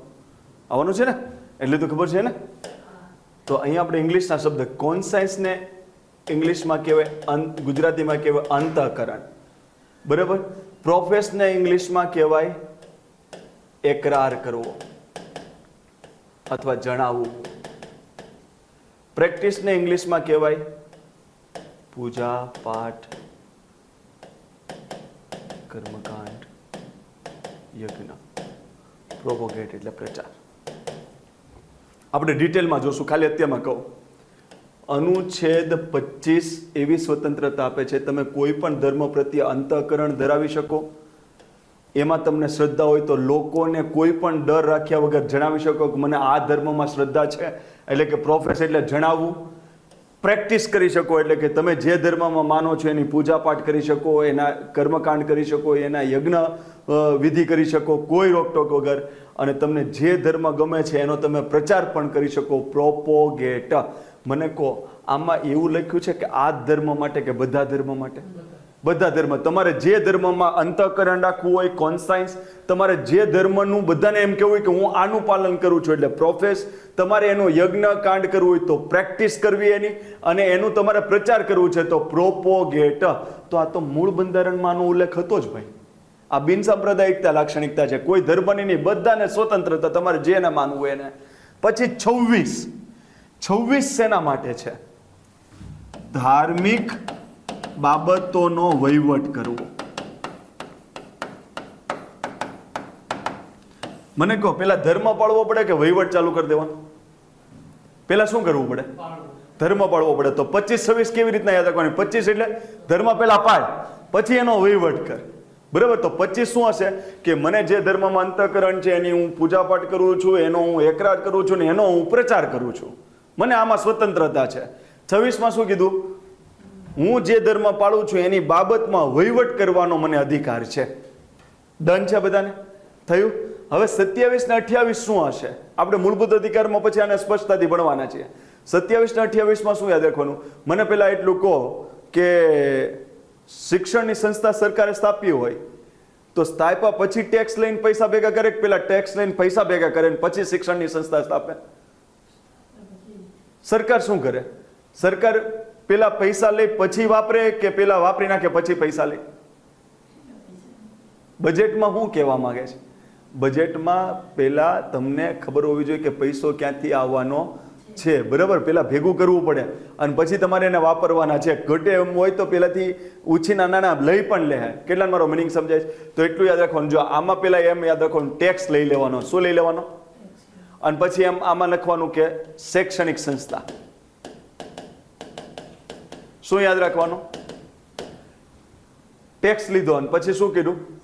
શૈક્ષણિક સંસ્થાઓ. આ બે શબ્દ યાદ રહેશે. તો જો આમાં શું કહે છે ખબર છે? 27માં કોઈ પણ ધર્મના પ્રચાર માટે ટેક્સ ભરવા દબાણ કરી શકાય નહીં.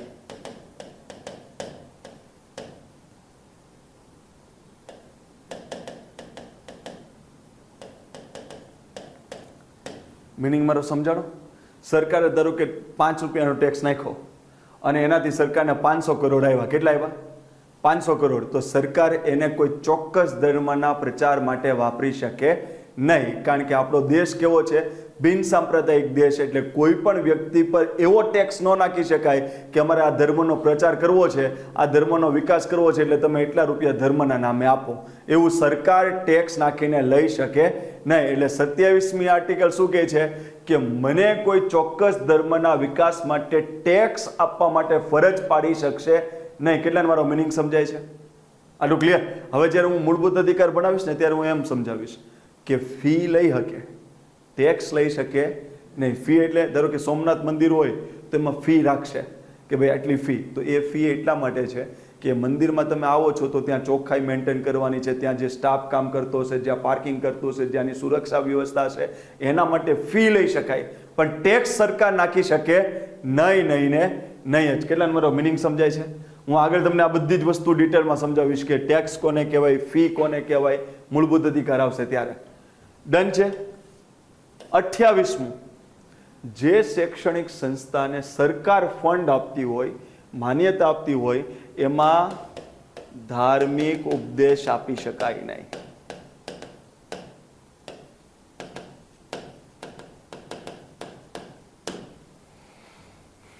અને જો તમારું બાળક અણસમજુ હોય તો એના મા બાપની પરવાનગી લઈને પછી બેસી શકે. એવું મૂળભૂત અધિકારમાં તમને આખી વસ્તુ તમને ત્યાં ડિટેલમાં ભણાવે છે. અત્યારમાં ખાલી એટલું સમજી લો. તો આ બધી જોગવાઈ કેની કહેવાય? બિન સાંપ્રદાયિકતા. 25માં શું કીધું? તારે જે ધર્મ પાળવો એ પાળ જા. 26માં શું કીધું? તારે એની વહીવટ કરવો એ બાબતમાં તોય તું છૂટ. 8મો શું કીધું એની પછી? કે અમે એના માટે વિકાસ કરવા માટે, ચોક્કસ ધર્મના વિકાસ માટે તારા પર ટેક્સનો દબાણ નહીં કરી શકીએ. ટેક્સથી શૈક્ષણિક સંસ્થા નહીં ખેલે. પછી આવશે કોઈ પણ સરકાર હસ્તકની શૈક્ષણિક સંસ્થાઓમાં ધાર્મિક ઉપદેશો આપવા માટે દબાણ કરી શકાશે નહીં. શું? હા, યસ. એટલે જ મેં કીધું કે માઇનોર વ્યક્તિ હશે તો કેવી રીતના કરવું એ હું તમને કહીશ કે એને વાલીની પરવાનગી લેવી પડે, વોટ એવર. બરાબર છે? કેટલાને અહીંયા સુધી ક્લિયર? પાકું? ઓકે, ચાલ. હવે જો 29 ને 30. 29 શું કહે છે?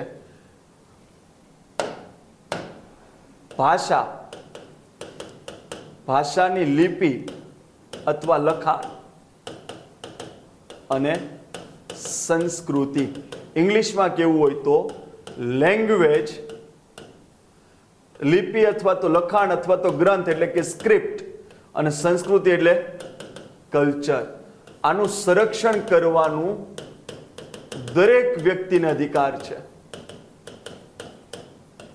ખાલી માઇનોરિટી બોલ્યો કે દરેક વ્યક્તિ બોલ્યો?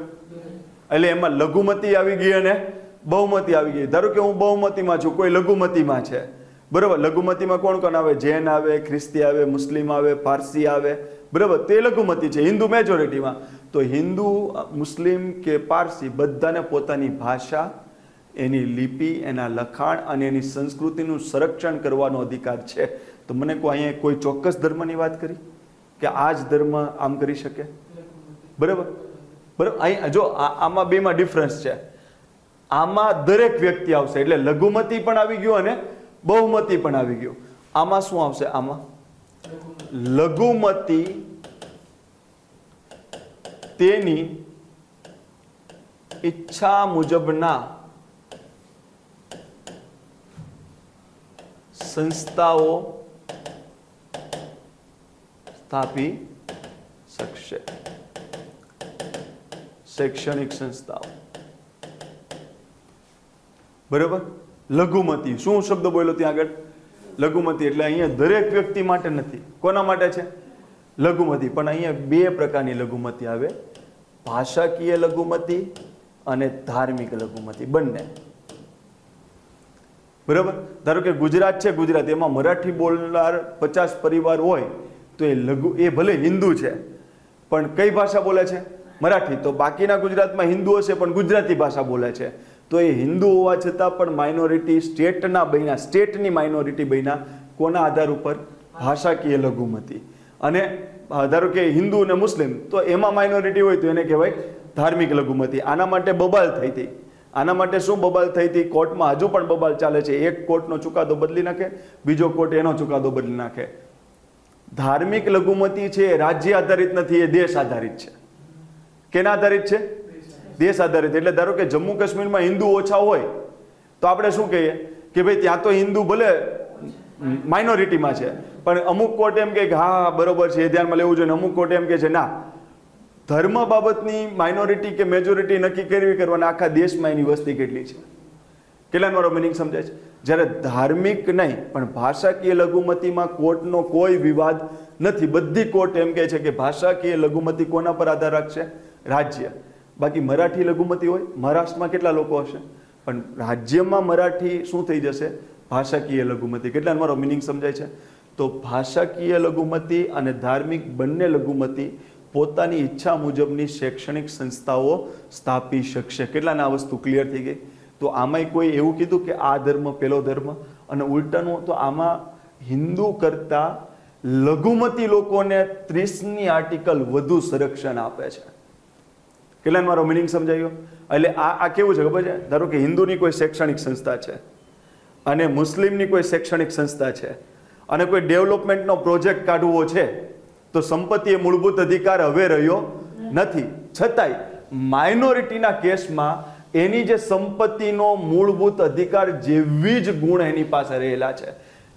સાંભળજો, અહીંયા ક્લાસ 1 2 છો તો એટલું યાદ રાખજો. આ શબ્દ શું લખું છું? શું લખ્યું? ગેરંટી.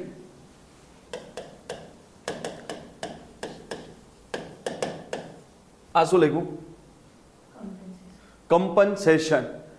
મને વળતર આપો એની ગેરંટી. એટલે શબ્દ શું બોલાય? Guaranteed compensation.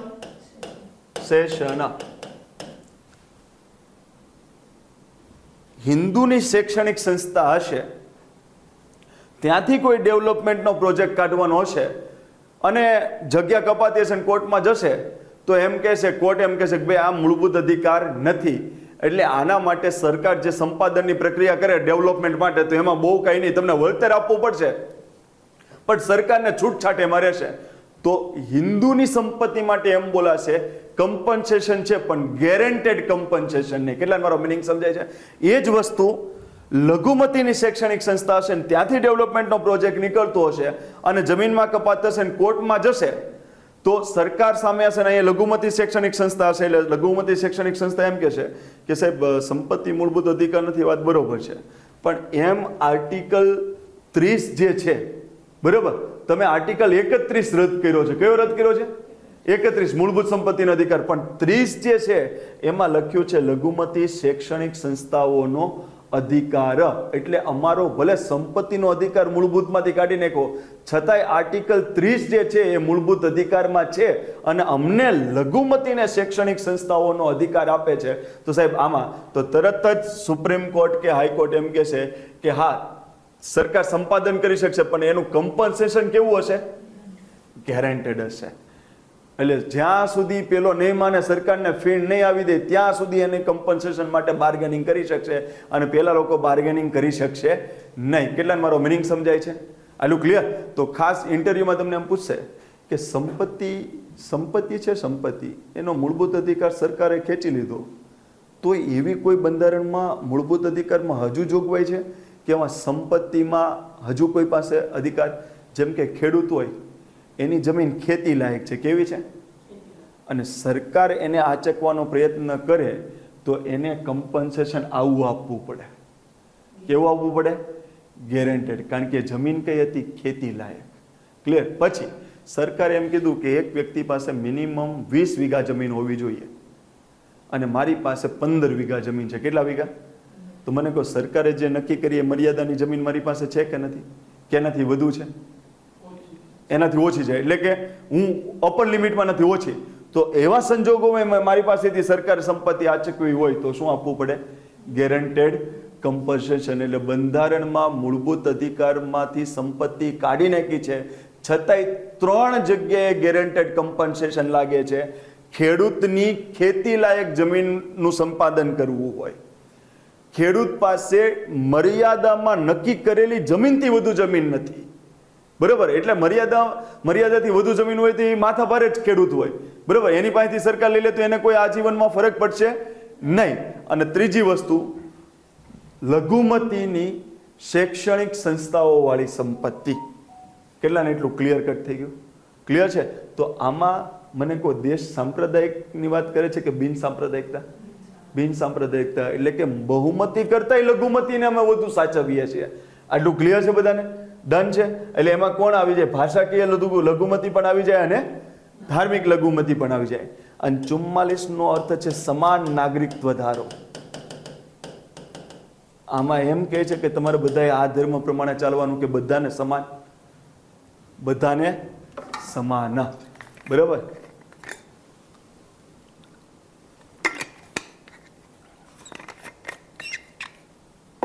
કેટલાને આ વસ્તુ ક્લિયર થઈ? ઊંચા નીકળ દો ને, મને આઈડિયા આવે. ડન? સવાલ સાંભળો, જવાબ આપજો. ભારતમાં બિન સાંપ્રદાયિક સંબંધિત જોગવાઈ માત્ર 1976 પછી જ જોવા મળે છે, એ પહેલા જોવા મળતી નહોતી. વિધાન સાચું કે ખોટું?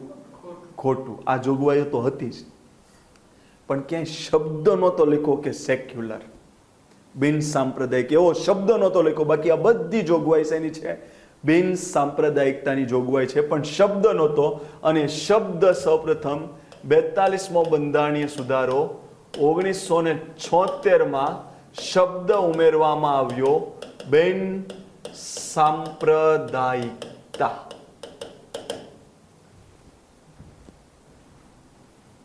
સમજી ગયા કે નહીં? ડન છે બધાને? તો આમાંથી એટલી વાત આપણે આવડવી જોઈએ. અનુચ્છેદો યાદ રહેવી જોઈએ. ધર્મપાળ, પછી ધર્મની બાબતોની ચર્ચા કર, ટેક્સ લે, પછી સરકાર શૈક્ષણિક સંસ્થા સ્થાપ. તો ટેક્સ ભરવાની દબાણ નહીં, શૈક્ષણિક સંસ્થામાં ઉપદેશો આપવા બાબતે સ્વતંત્રતા. 29, 30 ને 44. ડન છે? અહીંથી એક શબ્દ યાદ રાખો, ભારતનું બિન સાંપ્રદાયિકતા હકારાત્મક અભિગમ વાળી છે.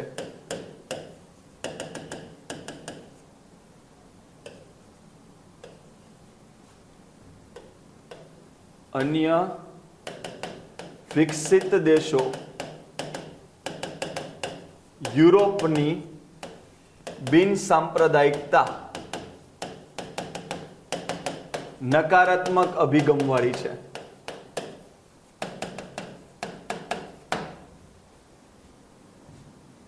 કેમ એવું? મને ખાલી એટલું કહો, રિઝર્વેશન આપવું એ ભેદભાવ છે કે નથી? છે. મેં તમને શબ્દ બોલાવ્યો તો પોઝિટિવ ડિસ્ક્રિમિનેશન. શું કહેવાય? Positive discrimination. એટલે કે એમાં ભેદભાવ કર્યો જ છે કે ભાઈ નોકરીમાં આને ઓછા માર્ક હોય તો આપવાનો, આને વધુ માર્ક હોય તો ના આપવાનો. એ ભેદભાવ જ કહેવાય, પણ એ હકારાત્મક ભેદભાવ કહેવાય. એને કહેવાય ઇંગ્લિશમાં પોઝિટિવ ડિસ્ક્રિમિનેશન. શું કામ? તો ભાઈ એક તબક્કાના લોકો શોષિત છે, એને એવા રિસોર્સિસ નથી મળ્યા એનું ડેવલપમેન્ટ કરવા માટે, તો સરકાર એને થોડી છૂટછાટ આપીને એ એવી ફેવર કરશે કે ભાઈ ભેદભાવ ભલે કરીએ પણ આનો હેતુ એમ નથી, આનો હેતુ એમ નથી કે આને પાડી દેવા છે અને આને ઉચકવાના નહીં, આને ઉચકીને સમાજમાં બધાની સાથે લાવવાના છે. કેટલાને મારો મિનિંગ સમજાય છે? આલું ક્લિયર? શબ્દ સમજો, આવા શબ્દ યાદ રાખજો. જો સુપ્રીમ કોર્ટનું એક જજમેન્ટ કહું, નો રિવર્સ ડિસ્ક્રિમિનેશન,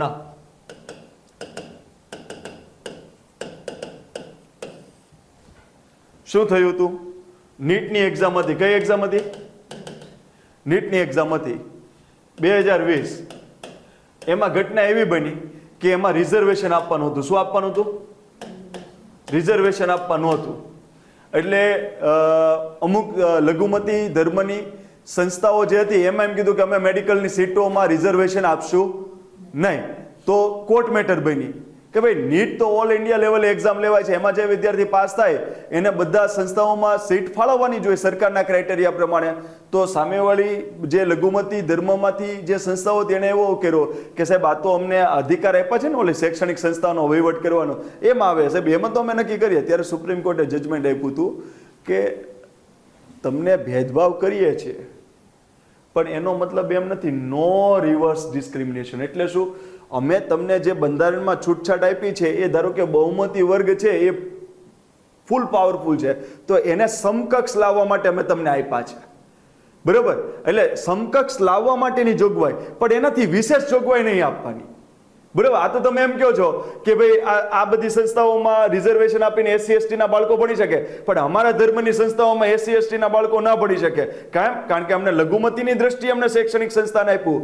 તો સુપ્રીમ કોર્ટે શું કીધું કે ભેદભાવ કર્યો જ છે પણ એ રિવર્સ ડિસ્ક્રિમિનેશન ન થઈ જવું જોઈએ. આ બહુમતીની સાથે તમે થાવ એટલી જ જોગવાઈ, એનાથી વિશેષ જોગવાઈ એટલે તમે તો પછી આના કરતા તમે પાવરફુલ થઈ જાવ એમ ચાલશે નહીં. એટલે ત્યારે શબ્દ બોલ્યા હતા નો રિવર્સ ડિસ્ક્રિમિનેશન. કેટલાના શબ્દ સમજાઈ ગયો? આટલું ક્લિયર છે કે? હા બોલો. શું સંસ્થા? કઈ સંસ્થા?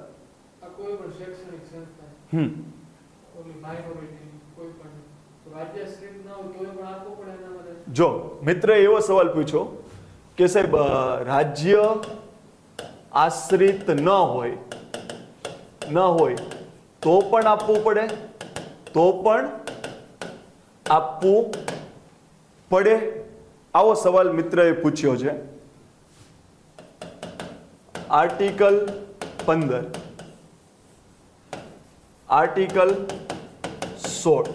આર્ટિકલ 16 કોઈ દિવસ બબાલ નહીં હોય, કારણ કે એમાં તમારે લેવાનું છે, શેમાં લેવાનું છે? Public employment. હવે પબ્લિક એમ્પ્લોયમેન્ટ એટલે કે જાહેર નોકરી. તો એ કોઈ પ્રાઇવેટ સંસ્થા આપતી હોય? એ સરકાર જ આપતી હોય. તો આમાં કોઈ દિવસ રિઝર્વેશનનો બહુ મુદ્દો નહીં બને, કારણ કે સરકાર જે કાયદો બનાવે છે તો બધા ફોલો કરવાના છે. તકલીફ ક્યાં પડે? આર્ટિકલ 15 એમાં શું કીધું કે તમારે કોઈ પણ જાતિ, જ્ઞાતિ, લિંગ ભેદ, સ્થળ આધારિત ભેદભાવ કરવો નહીં. તો તમારે જે સ્કૂલોમાં એડમિશન લેવું છે, સ્કૂલોમાં, તો એ જાહેર એમ્પ્લોયમેન્ટ થોડું છે? જાહેર એમ્પ્લોયમેન્ટ આર્ટિકલ 16 માં આવે. તો જે સ્કૂલોમાં રિઝર્વેશન આવતું હોય, કેટલા મારો મિનિંગ સમજાય છે? સ્કૂલોમાં રિઝર્વેશન કે કોઈ પણ આપવું હોય તો એ શેમાં આવશે? મેડિકલ કોલેજમાં એડમિશન લેવું છે, મેડિકલ કોલેજમાં એડમિશન લેવું છે એટલે પબ્લિક એમ્પ્લોયમેન્ટ કહેવાય એને? નહીં.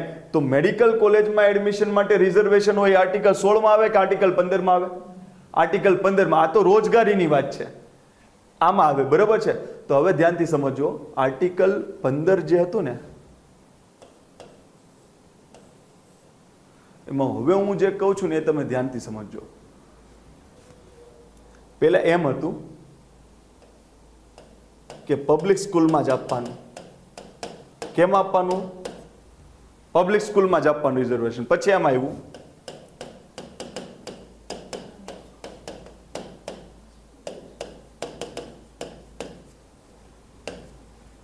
એડેડ, એટલે કે સરકારની ગ્રાન્ટ મળતી હોય એવાને જ આપવાનું. અને પછી આવ્યું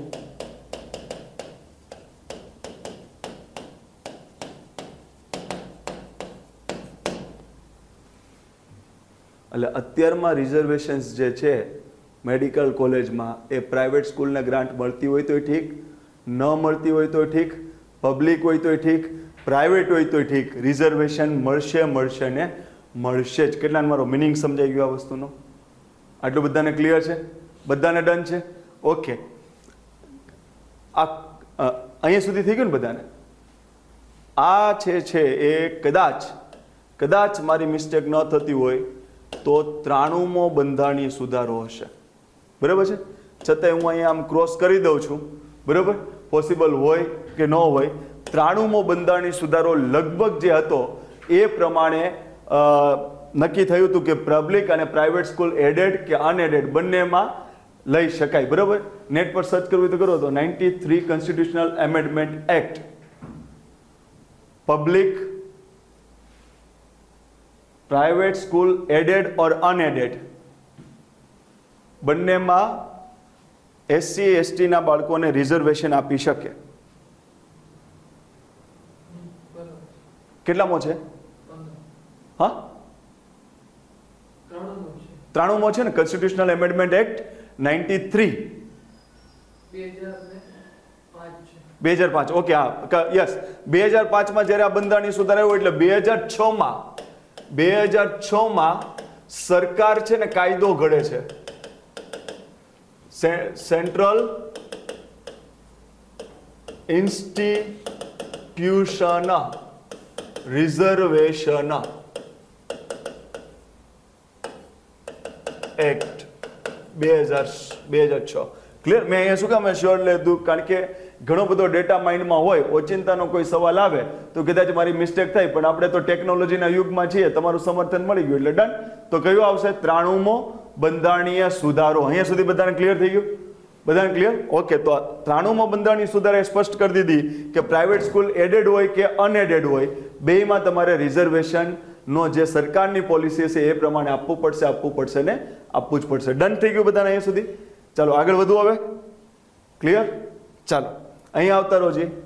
ભારતનું બિન સાંપ્રદાયિકતા શું કામે હકારાત્મક અભિગમ કહેવાય અને વિકસિત અને યુરોપિયન દેશોનું નકારાત્મક અભિગમ શું કામ કહેવાય? તો અહીંયા યાદ રાખજો, આપણા દેશનું જે બિન સાંપ્રદાયિકતા છે ને એમાં એમ નથી કીધું કે શાસન વ્યવસ્થા અને ધર્મને અલગ થવાનું નથી. જરૂર નથી. રાજ્યને કોઈ પણ ચોક્કસ ધર્મના વિકાસના બદલે બધા ધર્મ પ્રત્યે સમાન આદર જાળવવો. આ આપણા દેશનું બિન સાંપ્રદાયિકતાનું મિકેનિઝમ છે કે આપણો દેશ એવું નહીં કહે કે ધર્મને અલગ રહેવાનું, રાજ્યને અલગ રહેવાનું. હા, ખાલી આપણા દેશનું શું છે કે રાજ્યનો કોઈ ચોક્કસ ધર્મ નહીં, કોઈ ચોક્કસ ધર્મ નહીં. રાજ્ય એટલે કે શાસન વ્યવસ્થાનો કોઈ ચોક્કસ ધર્મ નહીં કે આ શાસનની આ ધર્મની રાજ્ય વ્યવસ્થા નહીં, પણ બધા ધર્મને સમાન મહત્વ આપો, આદર આપો, બધા ધાર્મિક પ્રક્રિયાઓમાં જાઓ, કોઈ માટે તરફાતરફી ન કરો. એ આપણા દેશની બિન સાંપ્રદાયિકતા છે. જ્યારે યુરોપિયન દેશમાં શું છે? સરકાર અને ચર્ચ વચ્ચે કોઈ સંબંધ નહીં. નો મીન્સ નો. ચર્ચનો અને સરકાર વચ્ચે કોઈ સંબંધ નહીં. આટલું ક્લિયર? એટલે એ એમ કહે છે કે આપણે બિન સાંપ્રદાયિકતામાં ચર્ચ કોઈ સંબંધ જ નહીં રાખવાનો. બરોબર? અને જ્યારે આપણે શું કહે છે? સંબંધ રાખો, પણ બધા ધર્મ સાથે સમાન અને આદરપૂર્ણ. એટલા માટે આપણો હકારાત્મક અભિગમ કહેવાય છે ને એ લોકોનો નકારાત્મક અભિગમ કહેવાય છે. ડન થઈ ગયું બધાને અહીંયા સુધી? કેટલા વાગ્યા છે જો? 3:36. અહીંયા સુધી બધાને ડન થઈ ગયું? ઓકે, ચાલો જો સમાજવાદ ફટાફટ. બિન સાંપ્રદાયિકતામાં મૂળ બંધારણમાં જોગવાઈઓ આપેલી છે. આટલી અનુચ્છેદો છે. ભારતના રાજ્યનો કોઈ ચોક્કસ ધર્મ નથી. ભારતે હકારાત્મક અભિગમ વાળું બિન સાંપ્રદાયિકતા અપનાવ્યું છે, જેમાં ધર્મથી દૂર નથી જવાનું, પણ દરેક ધર્મને સમાન મહત્વ, સમાન આદર આપવાનો છે. કોઈ ચોક્કસ ધર્મને વિશેષ મહત્વ આપવાનું નથી. એટલે યુરોપિયન દેશોના બિન સાંપ્રદાયિકતા ગુણ કરતા ભારતનો બિન સાંપ્રદાયિકતાનો ગુણ અતિ ઉત્તમ છે. મૂળ બંધારણમાં નહોતો શબ્દ આવ્યો છે 42માં બંધારણીય સુધારા દ્વારા.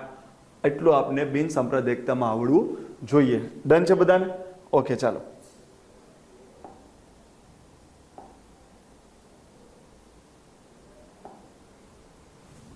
એસ એસ એસ 3 થઈ ગયા. હવે શું આવે? ડી. ડી એટલે લોકશાહી, ડેમોક્રેટિક. એક સવાલ પૂછું છું,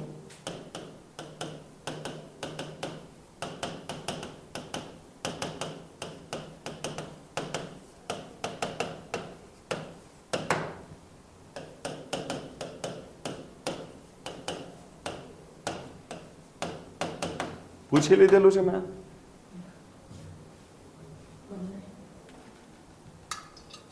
ભારતની લોકશાહી કેવા પ્રકારની છે?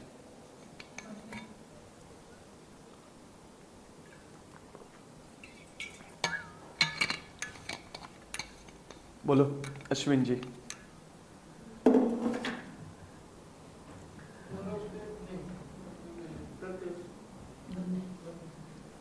એક જ આવે, બે માંથી એક જ આવે. ચાલો, પ્રત્યક્ષ. તમારું?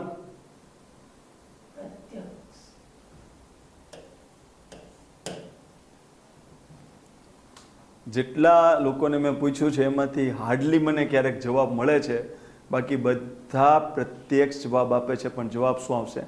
પરોક્ષ આવશે. મેં શું કીધું? સવાલ કેવો છે? લલ્લુ પંચુ જ છે ને, પણ ગુદગુદી થાય એવો છે. કેવો છે? ગુદગુદી. આ સવાલ આપણે ન આવડતો હોય તો આપણે છોડીએ નહીં, આને આપણે ટીક મારવાનો પ્રયત્ન કરશું ને કરશું જ. તો હવે અહીંયા ધ્યાન રાખજો, ભારતની લોકશાહી કેવા પ્રકારની છે? પરોક્ષ. હવે જો આને આખું સમજો. જો, લોકશાહીના બે પ્રકાર. એકને આપણે કહીએ છીએ પ્રત્યક્ષ લોકશાહી અને એકને આપણે કહીએ છીએ પરોક્ષ લોકશાહી.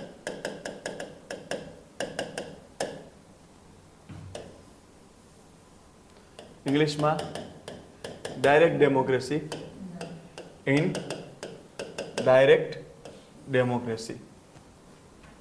આવજો, આનું ઉદાહરણ છે સ્વિટ્ઝરલેન્ડ. હે? ઓકે, આનું ઉદાહરણ છે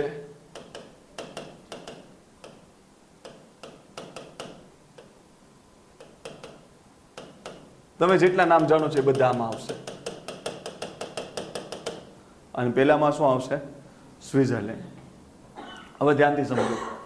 લોકશાહી માટે આપણે આમ બોલીએ છીએ, લોકો માટે, લોકો દ્વારા, લોકોથી ચાલતી શાસન વ્યવસ્થા ને આપણે લોકશાહી કહીએ છીએ. પણ આ તો અબ્રાહમ લિંકને આપેલું વાક્ય છે. આ તો કોને આપેલું વાક્ય છે? અબ્રાહમ લિંકને આપે. We the democracy by the people, for the people, of the people, government by the people, of the people, for the people. તો એ તો અબ્રાહમ લિંકને આપેલી વાક્ય છે લોકશાહી માટેનું. એ એનો બેઝિક ખ્યાલ નથી આપતું. હવે તમે ધ્યાનથી સમજો કે ભાઈ સિમ્પલ વસ્તુ છે કે લોકો દ્વારા ચાલતી શાસન વ્યવસ્થાને આપણે લોકશાહી કહીએ છીએ. હવે એક લોકશાહી કેવી હોય? એક લોકશાહી એવી હોય કે લોકો હતા,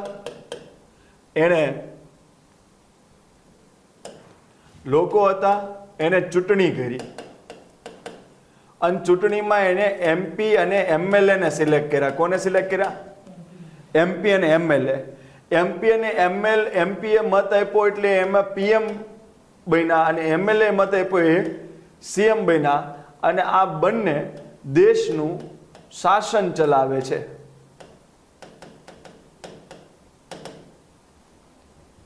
શાસન ચલાવે છે. હવે આ પીએમ ખેડૂતો વિરુદ્ધ બિલ લાવ્યા તો લોકો એમ કહી શકશે કે અમને આ બિલ નથી ગમતું, ખેડૂત માટેનું બિલ લાવ્યા છે એ અમને નથી ગમતું, તો અમે હવે પીએમ ને પાડી દઈએ. પાડી શકશે? નહીં. એમપી ટેકો ખેંચી લે તો પડી જાય. અને એમપી કોઈ વાતે ટેકો ન ખેંચે તો બરોબર. મત કોને આપ્યા હતા? કોને આપ્યા હતા? એમપીએ કોને બનાવ્યા? પીએમ ને. તો આમાં હકીકતે લોકો દ્વારા ચાલતી જ શાસન વ્યવસ્થા છે, પણ લોકોએ ચૂંટી દીધું પછી બધો નિર્ણય એના આ જનપ્રતિનિધિઓ કરશે.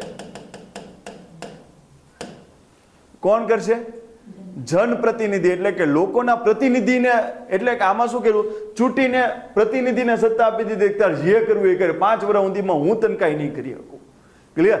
તો આ લોકશાહીને કહેવાય પરોક્ષ લોકશાહી, કારણ કે આમાં લોકોના દ્વારા જ ચાલતી શાસન વ્યવસ્થા છે. પણ લોકોએ જ્યારે એમપી એમએલએ ને ચૂંટી દીધા એટલે હવે 5 વર્ષ સુધી આને એ હવે હટાવી નહીં શકે કે બોલાવી નહીં શકે.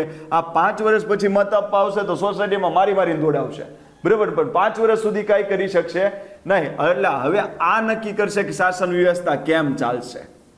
એટલા માટે પરોક્ષ લોકશાહીને કહેવાય રિપ્રેઝન્ટેટિવ ડેમોક્રેસી. કેટલાને એટલું ક્લિયર કટ છે? પાક્કું અહીંયા સુધી? બરાબર. લોકોએ શાસન ચલાવ્યું કે લોકોના જનપ્રતિનિધિએ? જનપ્રતિનિધિ. લોકો સીધા શાસન ચલાવવા માટે લાયક છે નહીં, એટલા માટે આને પરોક્ષ લોકશાહી કહેવાય. અને એનું બીજું નામ શું કામ રિપ્રેઝેન્ટેટિવ ડેમોક્રેસી કર્યું? કારણ કે લોકો નહીં, એના રિપ્રેઝેન્ટેટિવ એની સરકાર ચલાવશે. Done or not? આટલું ક્લિયર છે બધાને? હવે અહીંયા જુઓ,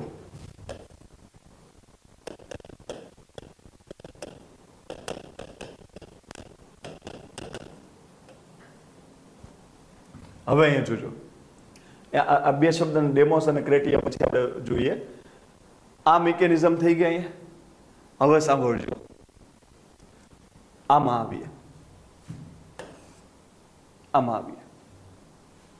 હું ખાલી અહીંયા તમને કહી દઉં એટલે તમને ખ્યાલ આવે.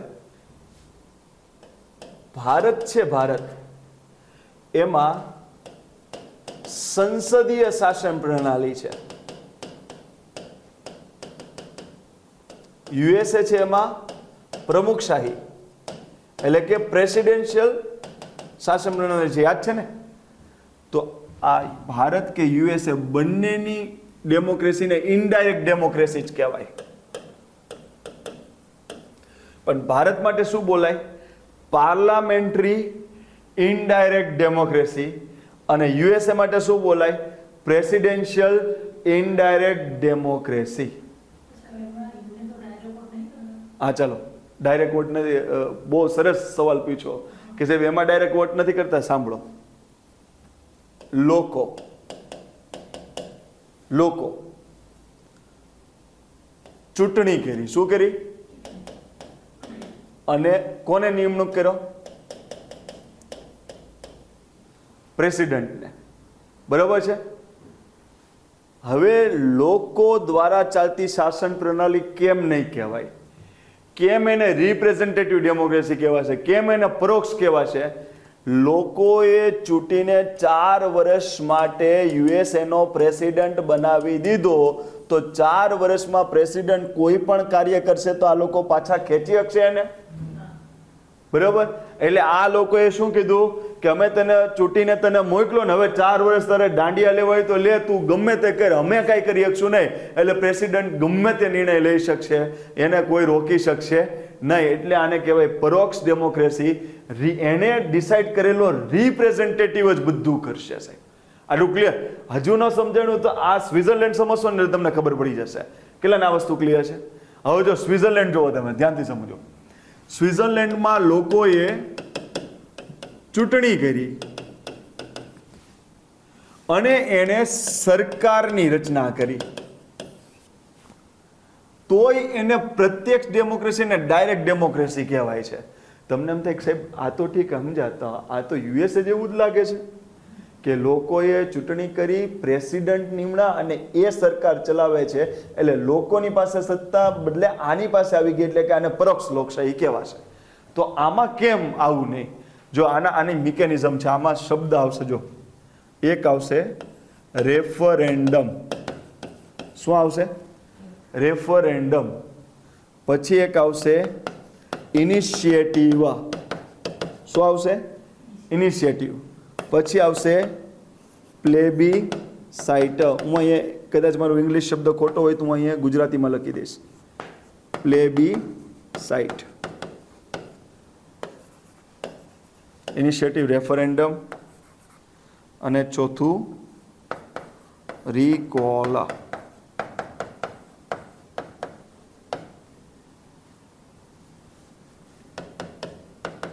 હવે આ મિકેનિઝમ જોવો એટલે તમને ડાયરેક્ટ ડેમોક્રેસી દેખાઈ જાય. લોકોએ ચૂંટીને સરકાર બનાવી, શાસન વ્યવસ્થા ચાલે છે.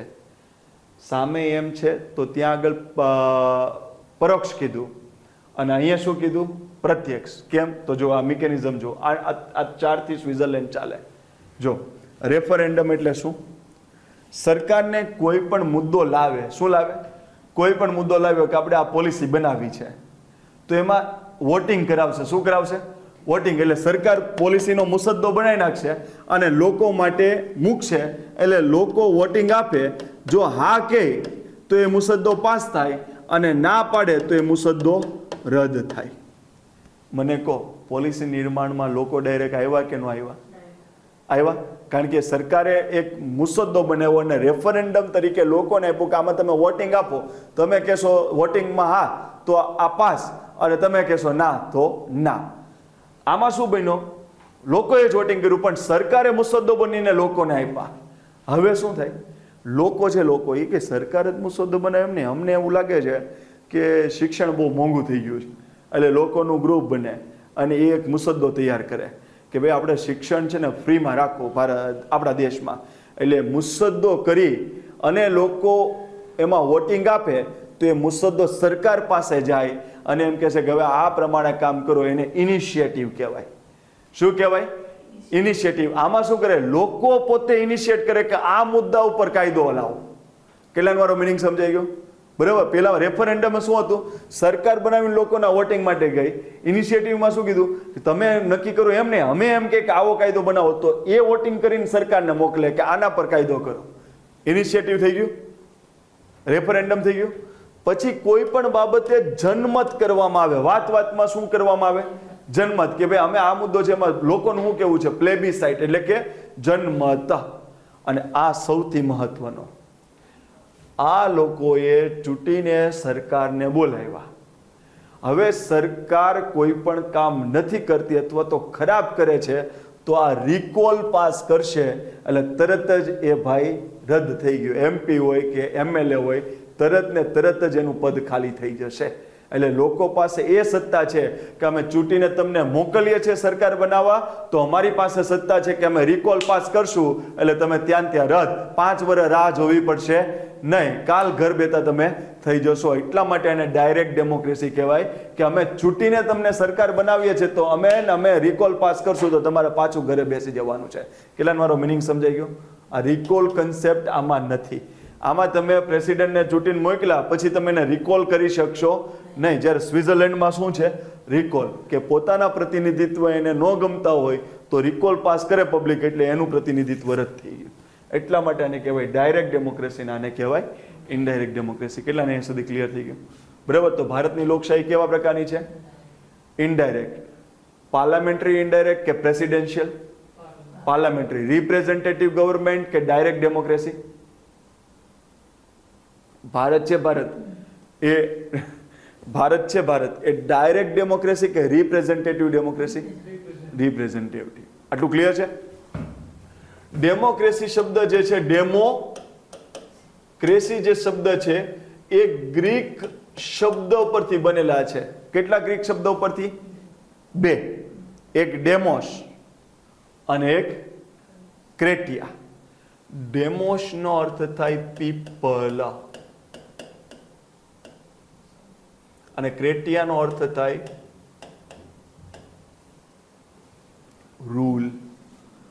પીપલનું રૂલ એટલે કે લોકોનું શાસન, એટલે કે લોકશાહી. કેટલાને એ સુધી? શું તમે વિચાર કરો? રિકોલ રાખો તો ભારતમાં શું થાય? પડે ન જાય. મારું આ નો માયનું રિકોલ. બરોબર, આટલી બધી કડક વ્યવસ્થા છે તોય જો આંદોલન ભડાકા બોલતા હોય. અને સ્વિટ્ઝરલેન્ડની વસ્તી મેટર કરે ને ભાઈ, સ્વિટ્ઝરલેન્ડની વસ્તી. અને ભારત, મને કહો સ્વિટ્ઝરલેન્ડની વસ્તી એટલે અમારું એક નિકોલ, બરોબર. હવે તમે એક સોસાયટીમાં આપણે ગરબા કરવા કે ન કરવા, નાસ્તો રાખવો કે ન રાખવો, એના માટે જો વોટિંગ કરવામાં આવે તો તમારા અડધા હું નહીં પૈસા આપું, પાછો ખાવામાં લાઈનમાં પહેલો હોય, બરોબર. તો આપણે ત્યાં જનસંખ્યા એટલી બધી છે કે આપણે આ મિકેનિઝમને ઉપયોગ કરવો બહુ અઘરો પડે, બરોબર છે. કારણ કે તરત ને તરત રિકોલ લાવવામાં આવે. આજે ખાલી આપણે સંસદ સભ્યો એટલા બેઠા હોય તોય સંસદની ગૃહની કાર્યવાહી નથી ચાલવા દેતા, એટલા તો મેચ્યોર છે, બરોબર. સંસદના કાલે બહુ સરસ રિઝલ્ટ આવ્યું, એમાં બહુ જોવા મળ્યું કે ઢોલ નગારા વગાડવા માંડ્યા, ત્યાં સુધી ઈવીએમમાં કોઈ ડાઉટ નહીં.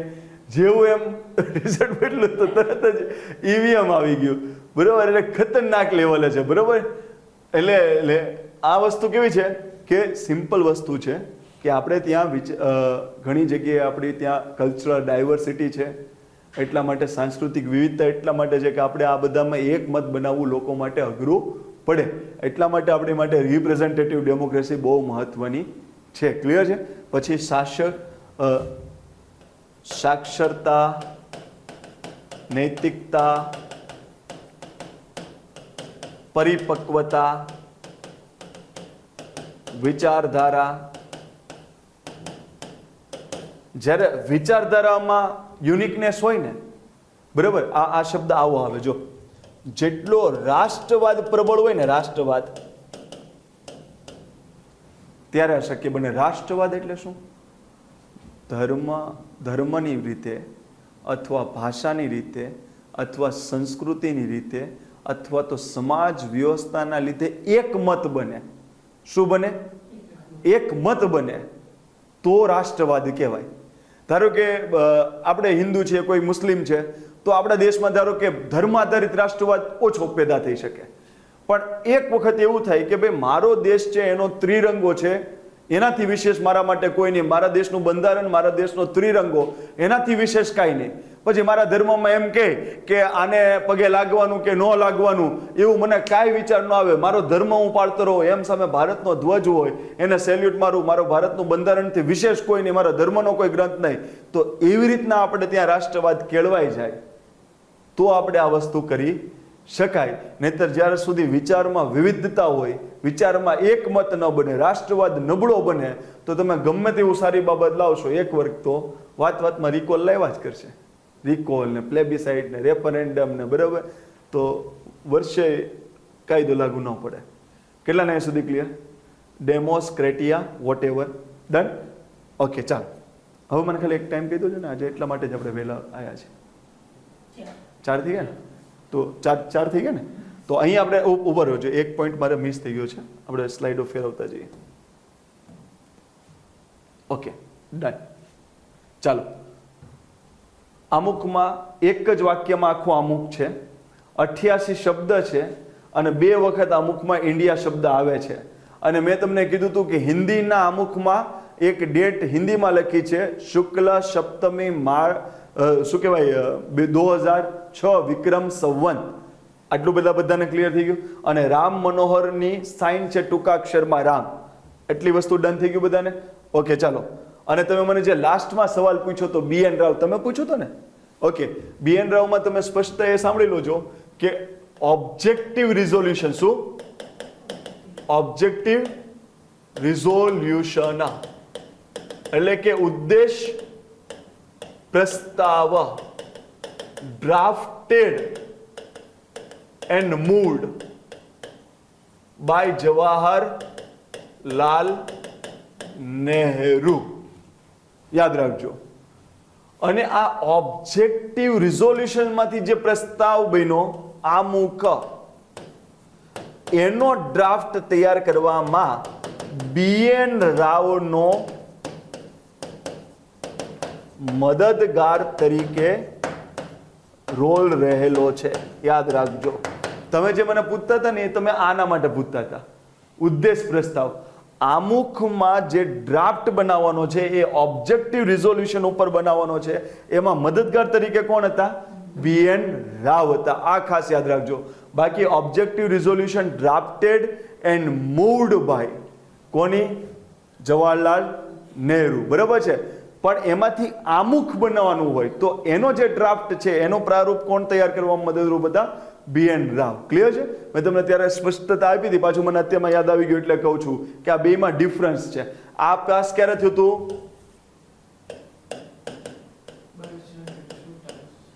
અને આ સૌથી છેલ્લે 1949 26 નવેમ્બરની આસપાસ. કેટલાને એ સુધી ક્લિયર? બરાબર. આ અમુક પાસ થયું એની ડેટ કોઈ પૂછે તો કેટલા ના આવડે? અહીંયા મેન્શન કરેલી છે. જો અમુક લખ્યું છે એમાં ડેટ મેન્શન કરેલી છે. જુઓ તમે, દેખાય છે? વી હિયર બાય એડોપ્ટ November 26, 1949. કેમ?